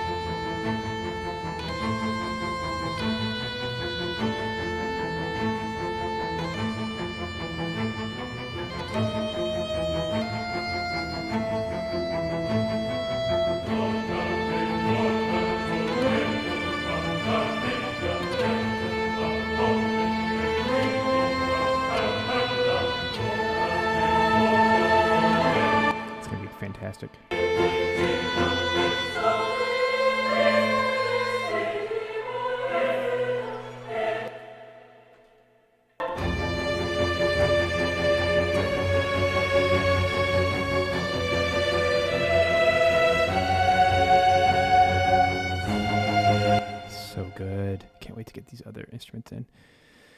Okay, I'm going to save hammer dulcimer for last because it's the most complicated. Cello, let's get all the cello pieces in. I also have violin. Actually, I should do violin first because it's kind of the counter to the hurdy. But I want to see my visual stem here, as I like to do. I can go ahead and delete more of these since I've used so many. Excuse me. Yeah, looking good, looking good. All right, so we're going to do violin first. Hope you guys are having fun. This is tremendous fun for me. I'd be doing this whether you were here or not, and I'd be having fun. So I figured we might as well all have fun together. So here's the part where I have to start lining up. This is why I color code stuff, because now I can just visually compare.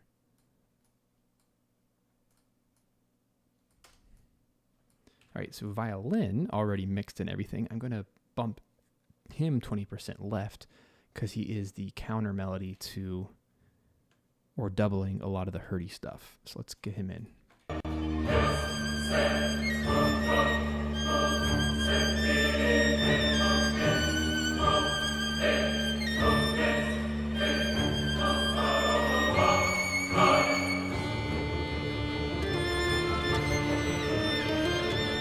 Careful, I have to watch all of these phrases. And if I'm smart, let's use our brains. I'm going to start chopping everything by the bar. That way everything's on beat. I don't have to keep reshuffling all this stuff. So here's what I'm saying. So up here, I'm going to put my grid on bar. That way I can very easily just shuffle stuff around until it lines up with here. And if, in this case, like I chopped off some of the data, just, drag it out.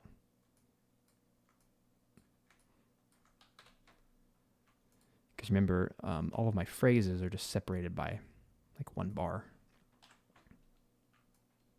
So this is just a very quick and easy way to get everything where it needs to go. And it's automatically through my grid mode finding the closest bar. And then I can take my slip mode and just kind of ease my way into each one, do a little fade.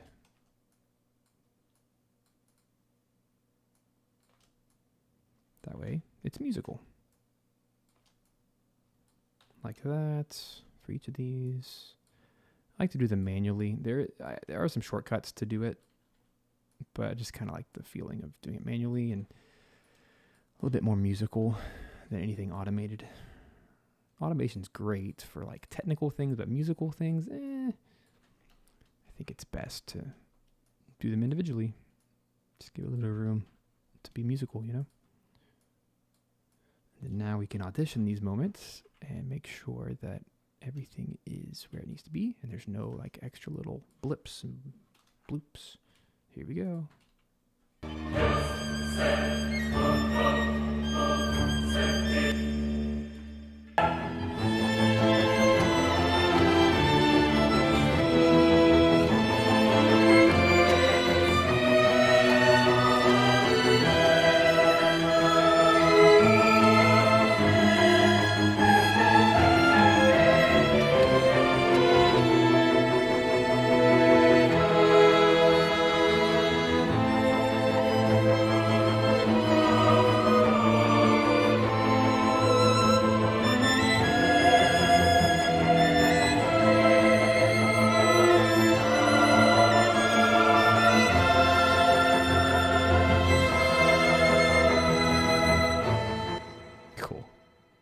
That's amazing.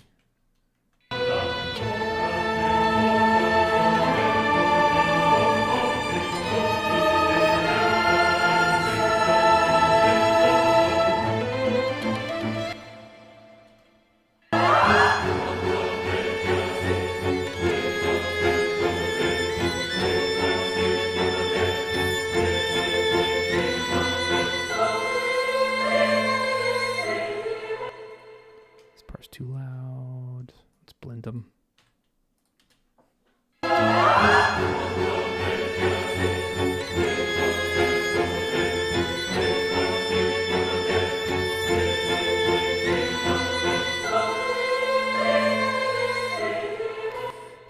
means that both of these need to calm down a little bit.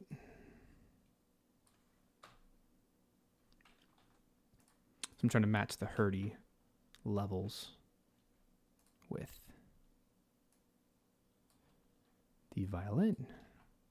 I'd love to know why, for this particular clip, why are we missing the clip gain info? That's weird. Clip info. I don't know. It's really bizarre. I know why. Because I didn't actually separate it. That's why. There we go. He just needs to be quiet.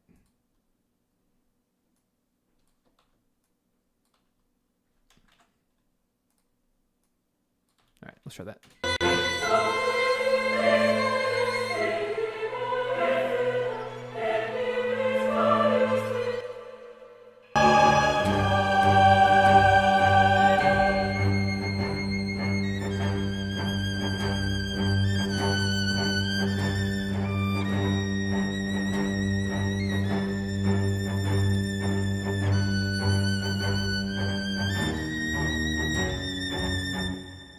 Trying to get that timing locked in.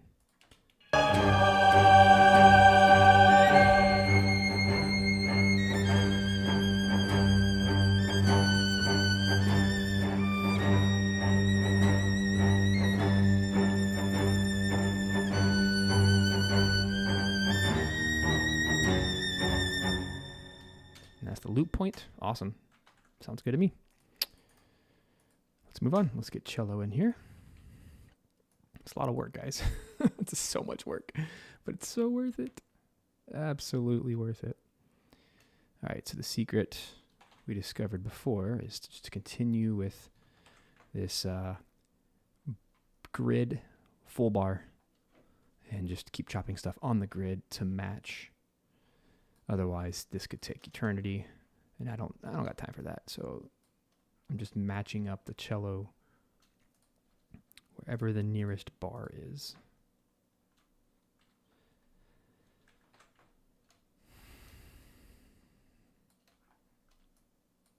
Such a time saver.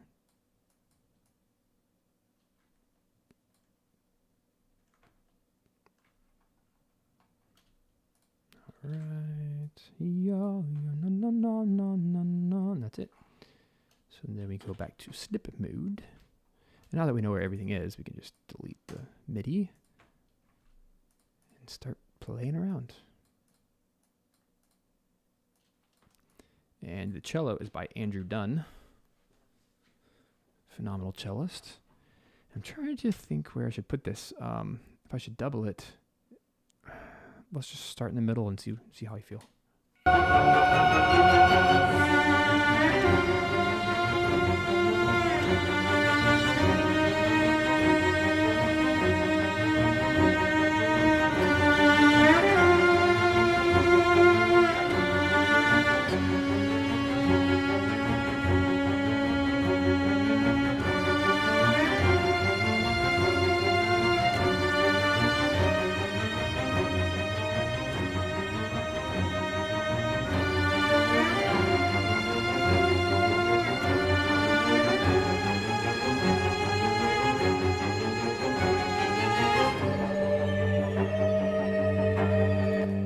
Pan to the left.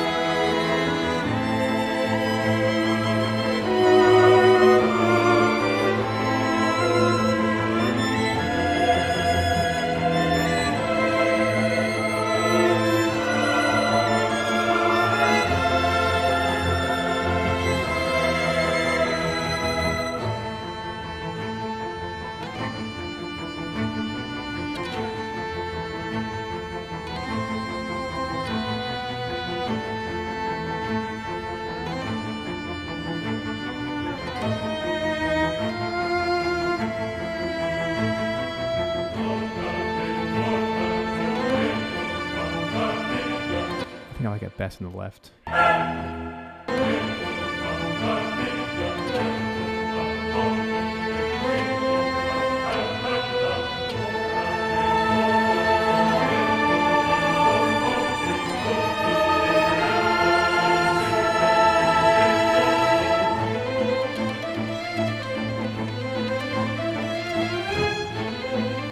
It's such a cool part.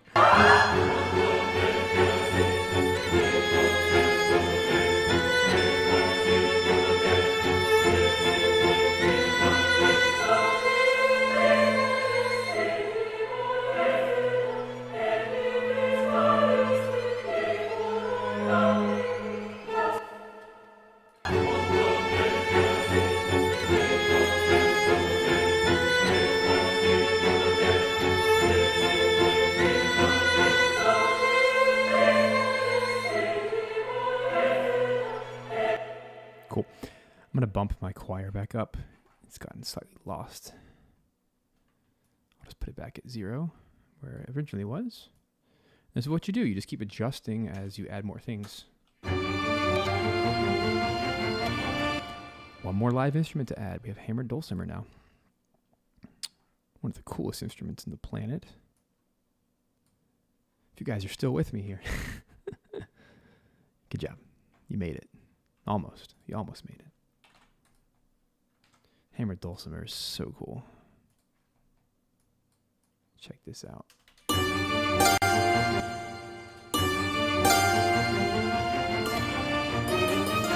Just adds such a brightness. Everything else kind of feels dark and warm, but hammered dulcimer is really bright.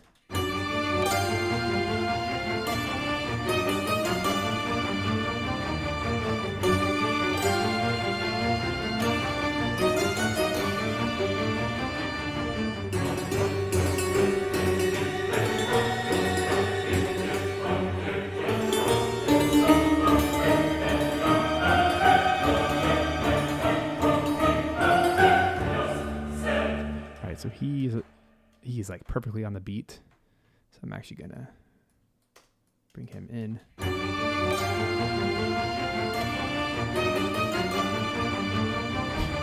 Oh, Marie found her sock. Good job.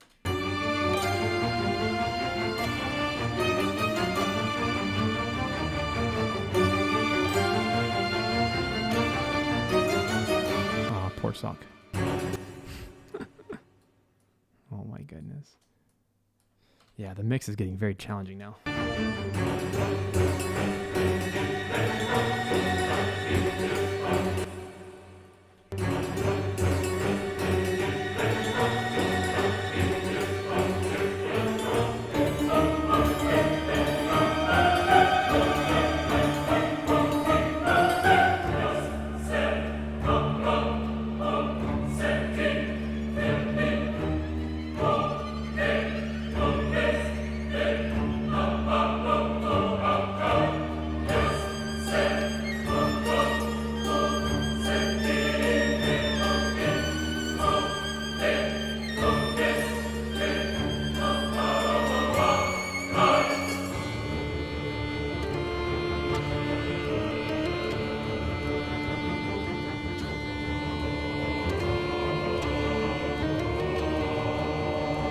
Oops, this is all supposed to be right here.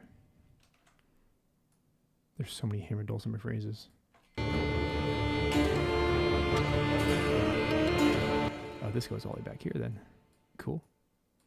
I always separate my phrases so I can have as much reverb tail, natural reverb tail as I need. So like by blending these two together with a fade, a long fade actually allows me to keep the reverb tail while getting the new note in. Should naturally do it. Let's see what it does.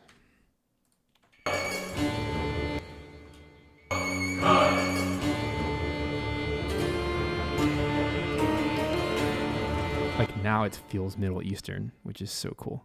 It almost sounds like a koto, which is used in like every Koji Kondo piece of music ever. So this is feeling more Zelda than ever. He also used a ton of dulcimer in his music too.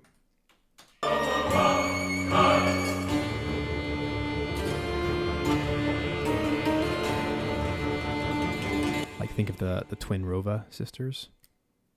All over that.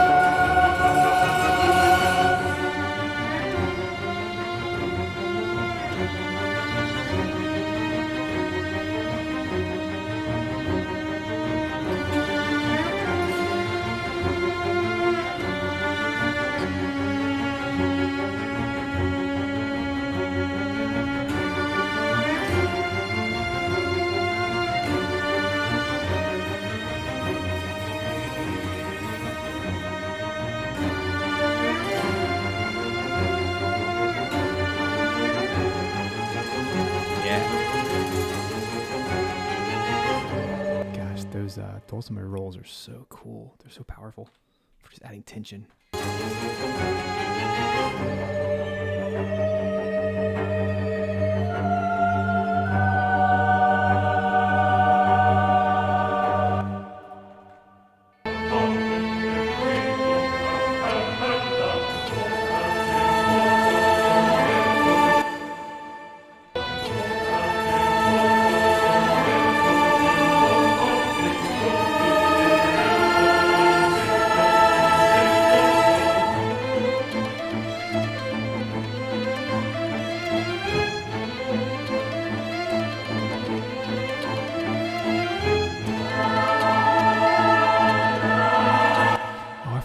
Him to play this insane line. It's all triplets. This is like almost impossible on dulcimer. Like you get two mallets, and it's like you're like jumping across the instrument to play all this. I can't believe he did this so well. It's flawless.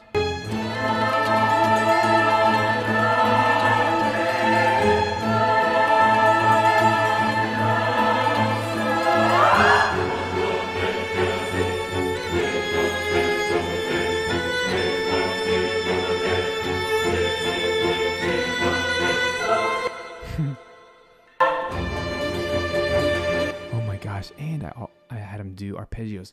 I'm telling you, like, I had to find literally some of the world's best musicians to play this stuff. This is some of the hardest music I've ever written in my life. I'm not even going to say sort of. This is the hardest music I've ever written. The only track harder than this one is A Corrupting Sound, which is like all the weird choir stuff, and Wrath of Winter. Those are both crazy weird. I asked musicians to do really insane things, which I'm really excited to mix. A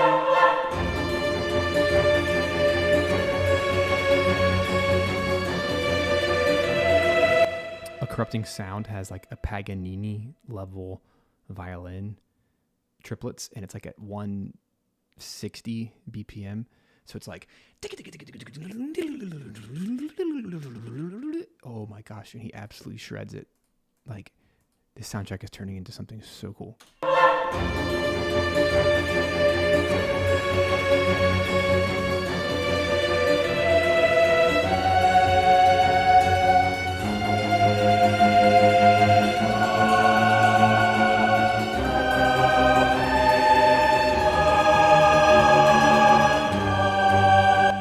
Like, that was so good that it almost sounds like a VST. It's so perfect. And then I asked more of him. I'm like, hey, let's do even bigger arpeggios. I'm gonna have to find the notes. I told you dulcimer is like I have to slide every one of these phrases in.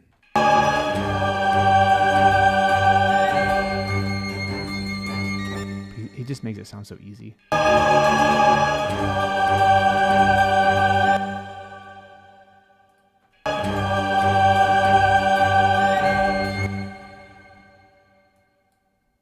Trying to line up with the line. There we go. And then we'll merge it so we can get a little bit of that tail. Yeah, Lisitsa is definitely one of the world's best pianists. I used to watch her play a lot when working on my own piano stuff because she always did better than me.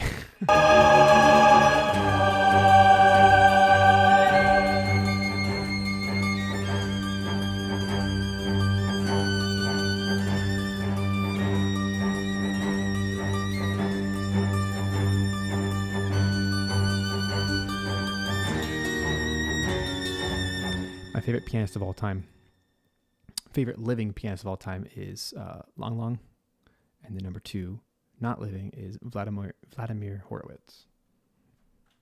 Absolute legend. No one can top him.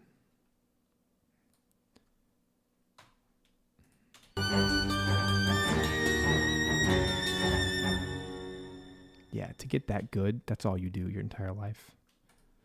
I'd like to be that good as a composer.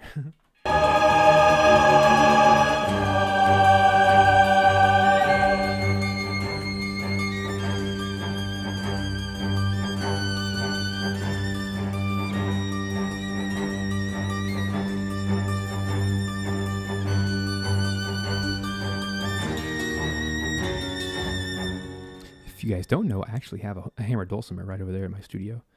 I don't have any mics for it, and I'm not good at it, so I don't record it yet. But in order to play the stuff that I wrote for Kyle, you have to have like a 5-octave chromatic hammered dulcimer, which has every single note. So it's like the giant beasts. It's insane.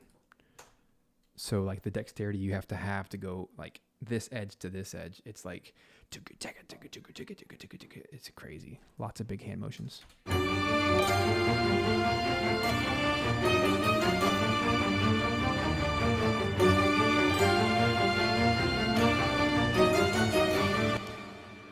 Okay, guys, almost done.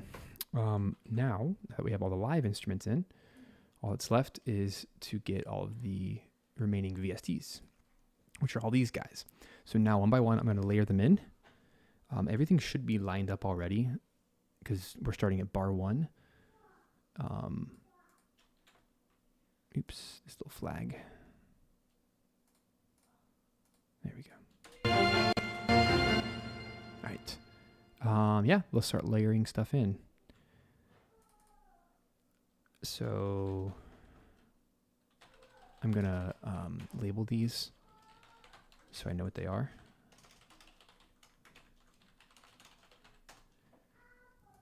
Ah, yes, I forgot about this. Hand perk. We have jade. Ethnic perk. I have 2 other hammered dulcimers. Omni dulcimer. So these are like synthy dulcimers. An orc perk. So it's all percussion stuff that we didn't want to record live, or like we like the synth elements. So I'm going to add these 2 into the mix first. So this first one, this is an 8VB. So it's an octave lowered, personally sampled hammered dulcimer. I want to see how these fare in the mix. So it's kind of basically a synth. Just this really low thud.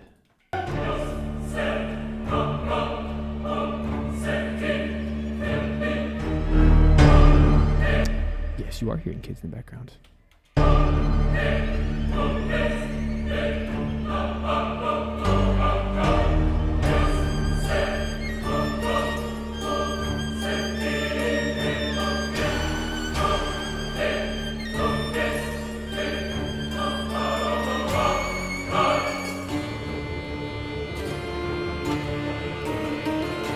So these dulcimers are just sound design.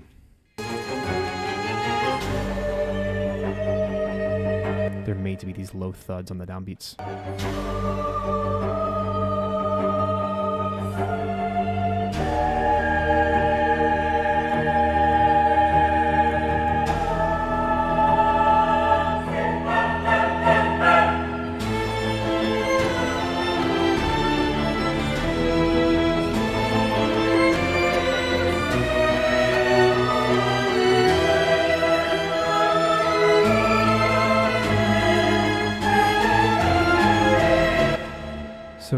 see how the reason I didn't turn up the choir and strings a lot at the beginning is because now with all these extra synthy things, the volume is steadily increasing, and we're getting way closer to that -6 benchmark.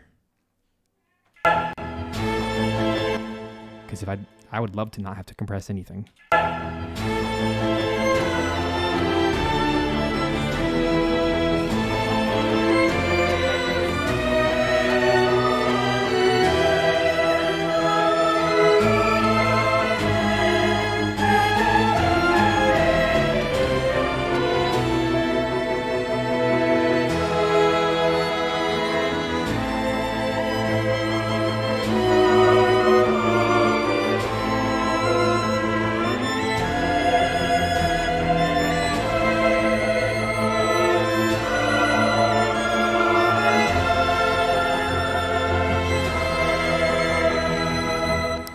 Let's organize the percussion down here so it makes more sense when I do stems later. So I want cymbals up top, and I want pitched things up top.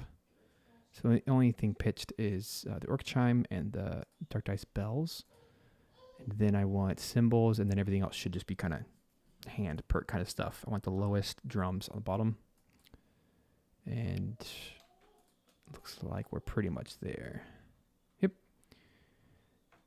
Looks good to me. So really the first thing we got to do is just, let's get the low material and we'll work our way up. Now with percussion in particular, I really have to EQ this stuff or else it's never going to fit in the mix. So I really have to let each percussion instrument kind of have a lane. Like it needs to be low, mid, or high. And the goal is to scoop out anything that's not needed. So let's begin.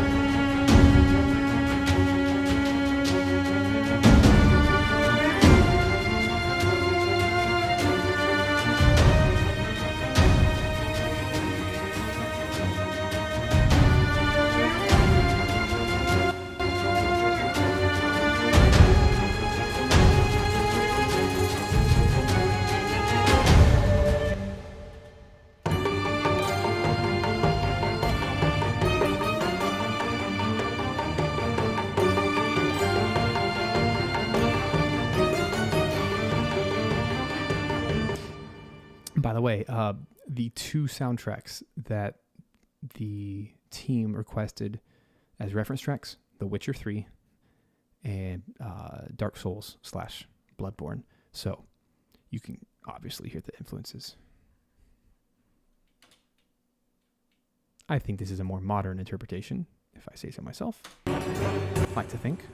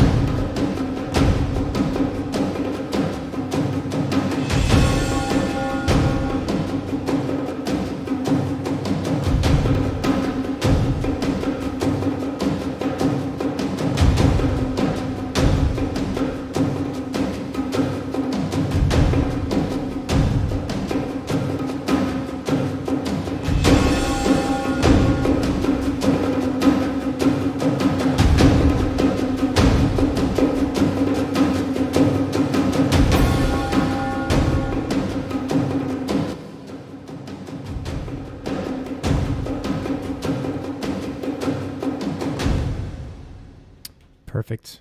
Now we get to play.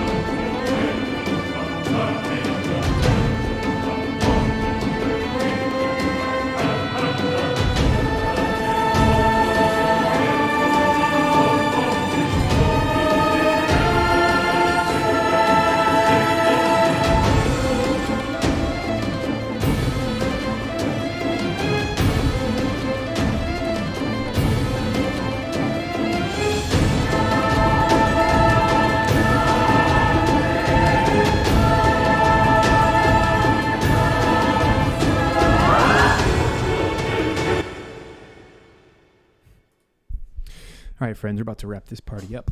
But something I wanted to do is I just switched headphones because I've learned that it's very easy to get ear fatigue and to stop hearing so clearly after, X number of hours.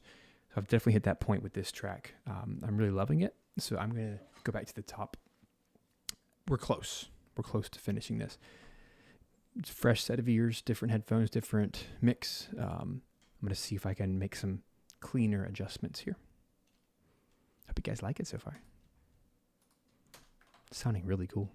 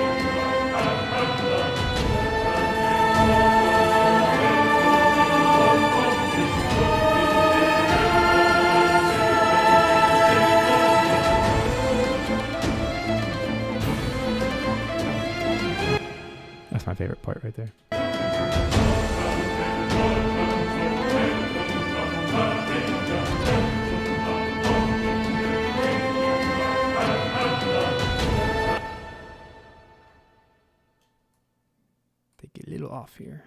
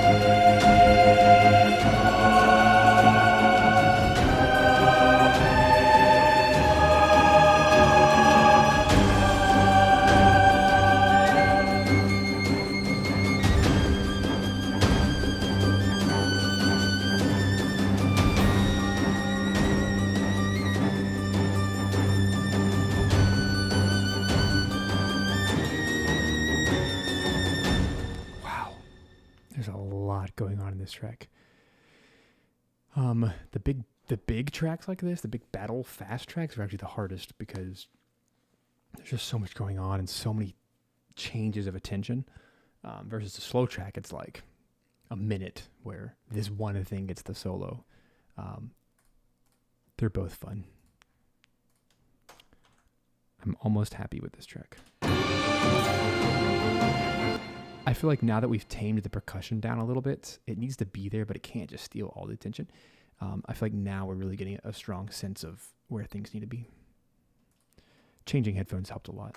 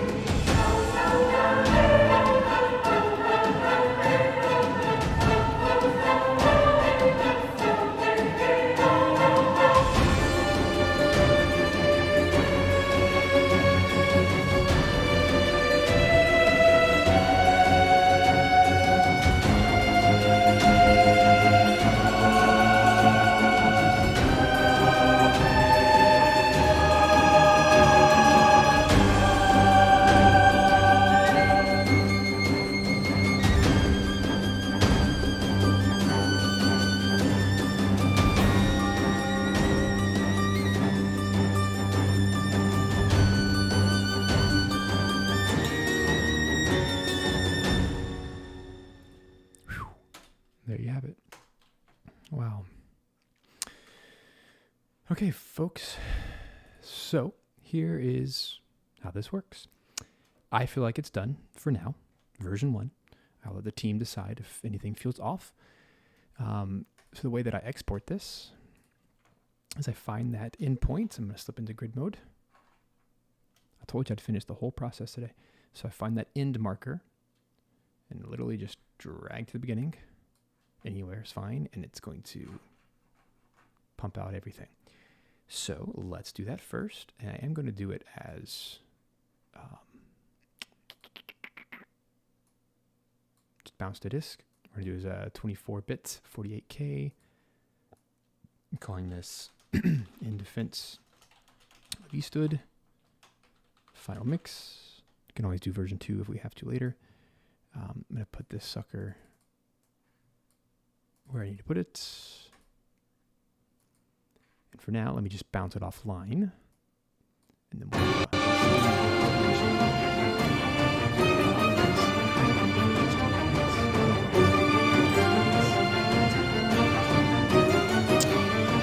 create stems.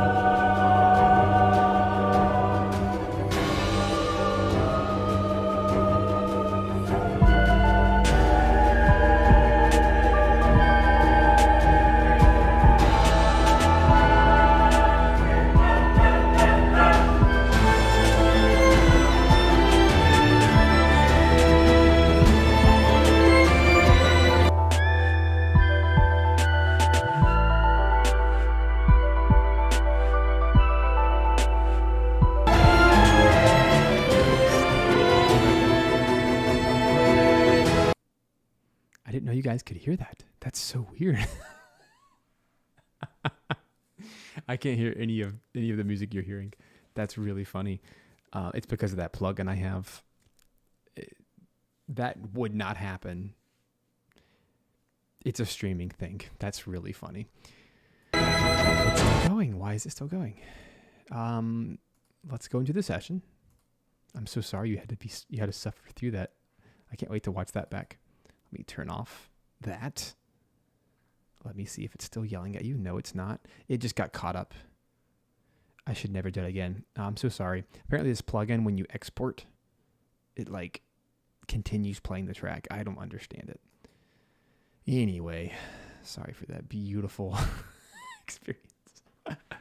That's going to be fun to go back and watch. Okay, so normally I would end a stream here because, I'm done with the track, whatever, I exported it, but I want to show you guys one further step. This is creating stems because this is the most important part. The client needs access to all of the stems. That way, when they're using it later, they can use it in a bunch of different contexts. One of the cool things about having so many layers is if you strip the percussion out and maybe you just do the violin and hurdy-gurdy with a choir or something, you can create a completely different arrangement. There's so much going on at all times. There's 10 different arrangements here. So let me show you that process real quick, and then we'll all get to listen to it in its entirety through the stems. So all we do here is we create new stereo tracks, stereo audio. Let's just say 10. There's probably about 10 here. Drag them to the bottom. And just to be safe, let's do 10 more. I'll delete whatever we don't need. And this is fun because this is really where Pro Tools shines in its bulk editing. So basically just going to select all of them. And as I talked about earlier today, if you hold down Alt, Control, and Shift on your keyboard at the same time, you can go to your outputs. In this case, your input is going to be bus, and then just select whatever you want. We'll start at 11/12. And now, man, it never does it when I tell people. Again, come on. There we go. Now you can see how it goes 11/12, 13/14, 15/16, 17, all the way down as long as we need. So the reason we do this is each of these is going to be a stem. So I'm just going to manually create stems. So stem underscore whatever the name of the thing is. So strings. Next is strings overdub. Then we have choir overdub. And then we get to make up whatever the heck we want. And the reason this is so powerful is when I deliver stems, the client just wants one string stem, or in this case, strings and overdubs. And what I'll do is I need to make a third one. I didn't think about that because I added some extra stuff here. I'm actually going to make this one strings effects. And what I'll end up doing, basically I get to customize this however the heck I want. And it reduces the number of tracks, which is really nice. I'm going to consider Coligno and glissandos to be effects. So I'm actually going to pop in the low strings. No one has to know about this, that a MIDI track is actually a part of this. So I'm actually going to treat this as if it's part of the normal ones, right? I think that's the smartest way to organize these. That way, if you want to, silence the effects, you can without getting rid of that MIDI track, which is so essential for that low end. Okay, anyway, back to the show. So we have string effects, we have choir. The next one's going to be choir overdub. Then let's get creative here. Let's see what's the smallest number of tracks we can do here. We need to have hurdy-gurdy divided. Because one's a melody, it's panned, and the drones is not. So we do have to do all of these separately. So let me get all the solos taken care of. And one of my tricks for naming is I like to use my track grid here to scroll down to where I am in here. That way I can scroll down in this window and I can still look at that for my naming, which is really nice. So this is going to be stem HG drones. Next is we'll just call it HG melody. Okay, and then we'll keep going. Whoops, I forgot to put stem there. Okay, violin. Next one is cello. These are literally just in track order. There's no real science behind this, except it just makes for really easy routing when I do my bulk routing in a second. Hammer dulcimer.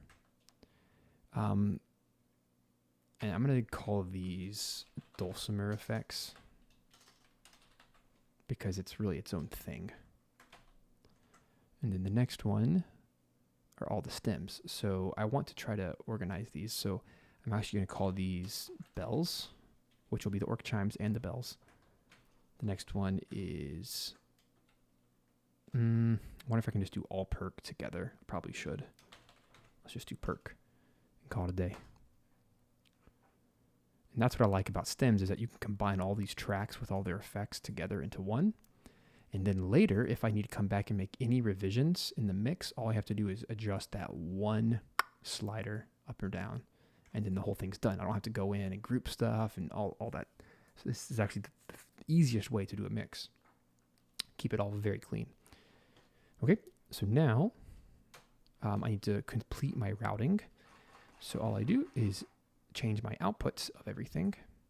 Now I don't want to change the actual buses here because these are already set to the aux synths. I hope that makes sense. So the strings, this aux represents all of that group. So it's important that I'm just using this. So these, let me think this through before I do anything.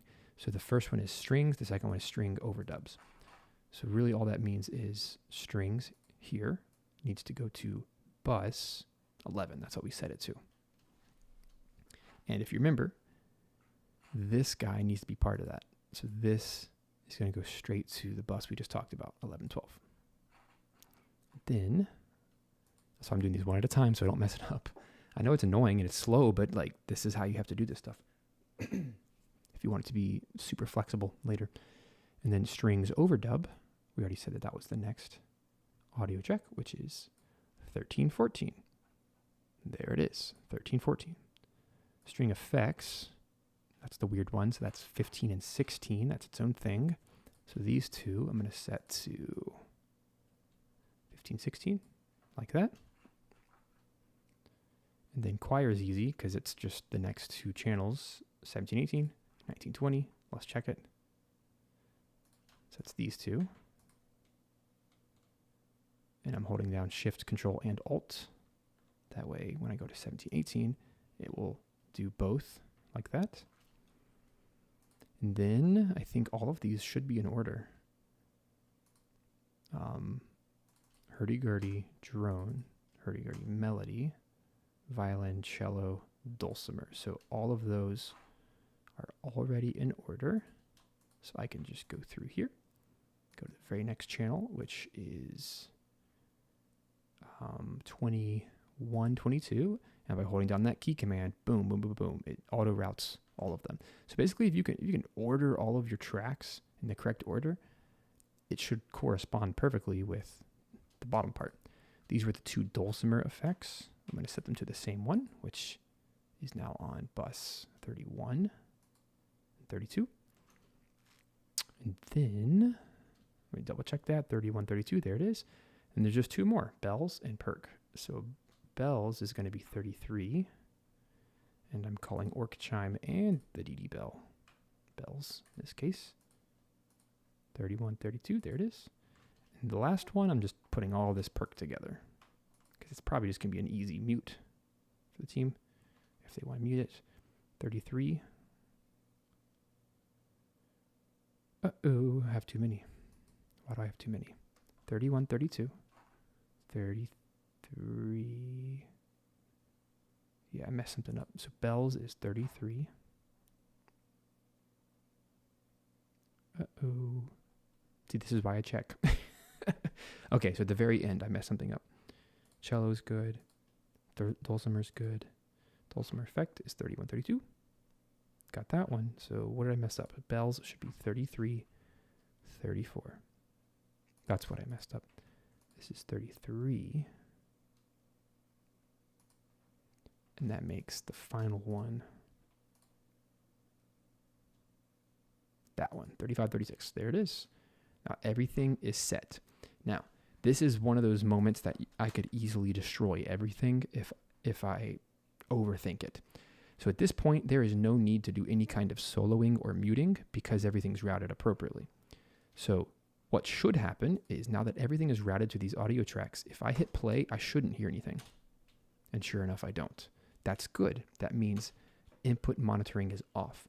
So the beauty of this system is when I go over here and select the tracks I want to record, all I have to do is turn them on. Now when I play, I should hear them.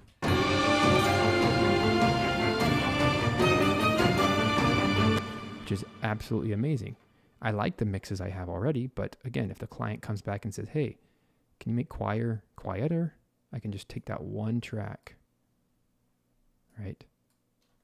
Oops, I have to actually select it. Oh, I'm not on volume, my bad. Where's volume? Where are you? There it is. Okay, if I'm on volume, yeah, if they say, hey, can you just bring choir down? Sure. Boom. I'm done. It's not this big laborious process of, oh crap, where'd all the routing go? Where'd all this go? And everything is already panned. All the effects are in place. It's a really cool thing because it's the purest way of exporting exactly what I need. So let's do it together. I'm going to turn my mic off so that we can all hear it together. But all I'm going to do is select the range that I want to record, which is right here. That's my marker. And then I'm going to mute my mic, and we're all going to enjoy, because as soon as I hit the record button, it's going to play so we can all hear it, but it's going to record that exact amount of time, and then I'll show you how I export it from there. Here we go.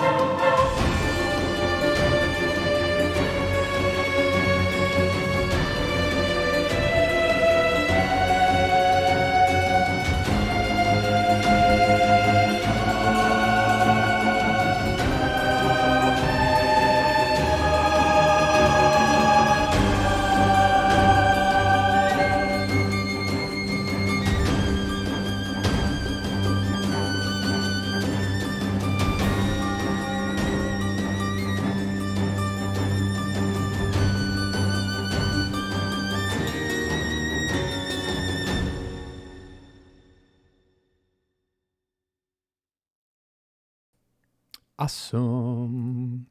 That's fun. That's a really cool track. And chances are, when I come back and listen to this again tomorrow, just far removed from this session, chances are I'll find a few little spots that I want to tweak, either with a little bit of the timing lining up or just an instrument here or there that needs to be a little louder, a little softer throughout. But in general, I'm really happy with it, especially for one sitting. Gosh, that took 3 hours, but look what we got done. And that's what I expected. All of these tracks are going to take like 3 to 4 hours because they're all pretty long tracks. They're all in the 4 or 5 minute range. There's a lot going on. But man, this was fun, and hope you guys really enjoyed this too. So let's do the final step. Now that I have the files themselves, what do I do from here? Well, let's disarm all of them first of all. That way we don't record anything. And then all we do is select. Actually, the first thing I do is I make sure that everything is cut perfectly to that end point. And I want to listen back.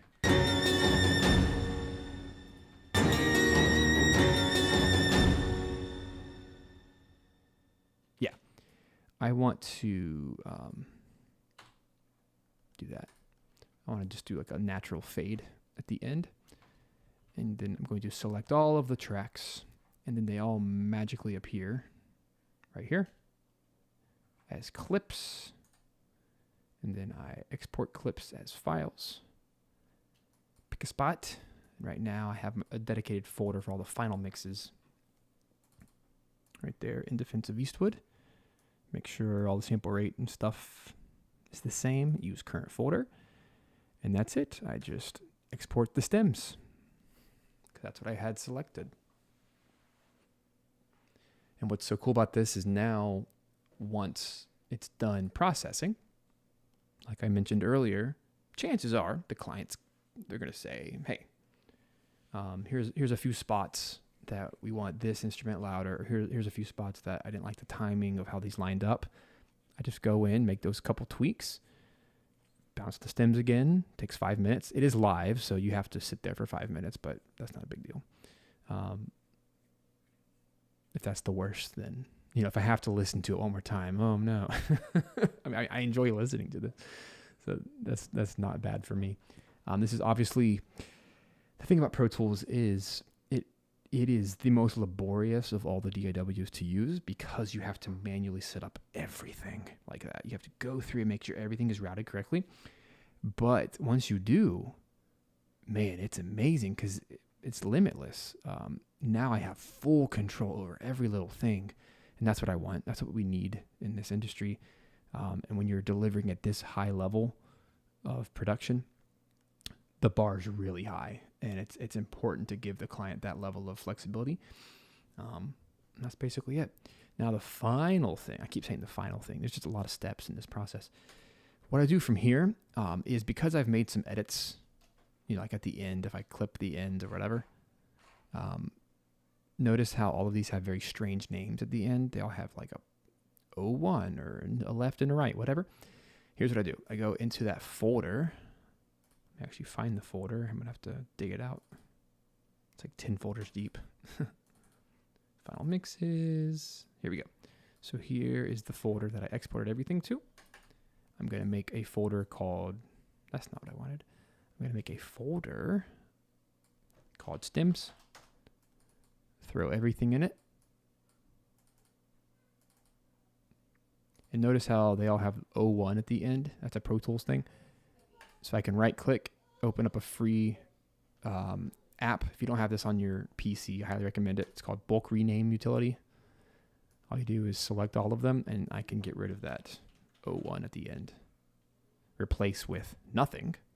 And the green is the text it will become. Hit rename. Boom. That's a free app. It's incredible. And so it just renamed all of them, and now I can send them just like that. And then upload. Send to client, and we're done. How cool is that?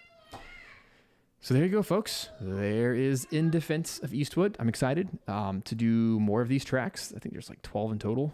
There's quite a bit more to do, and over the next few weeks, so I'm basically doing this every day. I'm excited to do it. I'll share what I can with you guys. I don't always want people watching over my shoulder while I do this stuff because obviously I talk a lot and it takes way longer. Probably could have done this in 2 hours instead of 3 if I hadn't talked all the time, but it's also fun to do together and to show you guys the process. And some of you guys have been asking me my process for mixing and working in large ensembles and mixing all of this crazy stuff together. So there you go. That is now the dedicated resource. If anyone has that question, they can go back, watch this video, and figure it out. Pro Tools is awesome if you can figure out how to work it. It gives you a lot of power. So there we go, folks. Thank you for being a part of the show today. And for a few of you, you stuck with it the whole time. Y'all are troopers. Hope you can actually go get your own work done now. All right, guys. You have a wonderful week, wonderful weekend, and I will see you next week. And hopefully by then, I'll be much closer to finishing this soundtrack. And if not, well, we'll pick up on another one of these suckers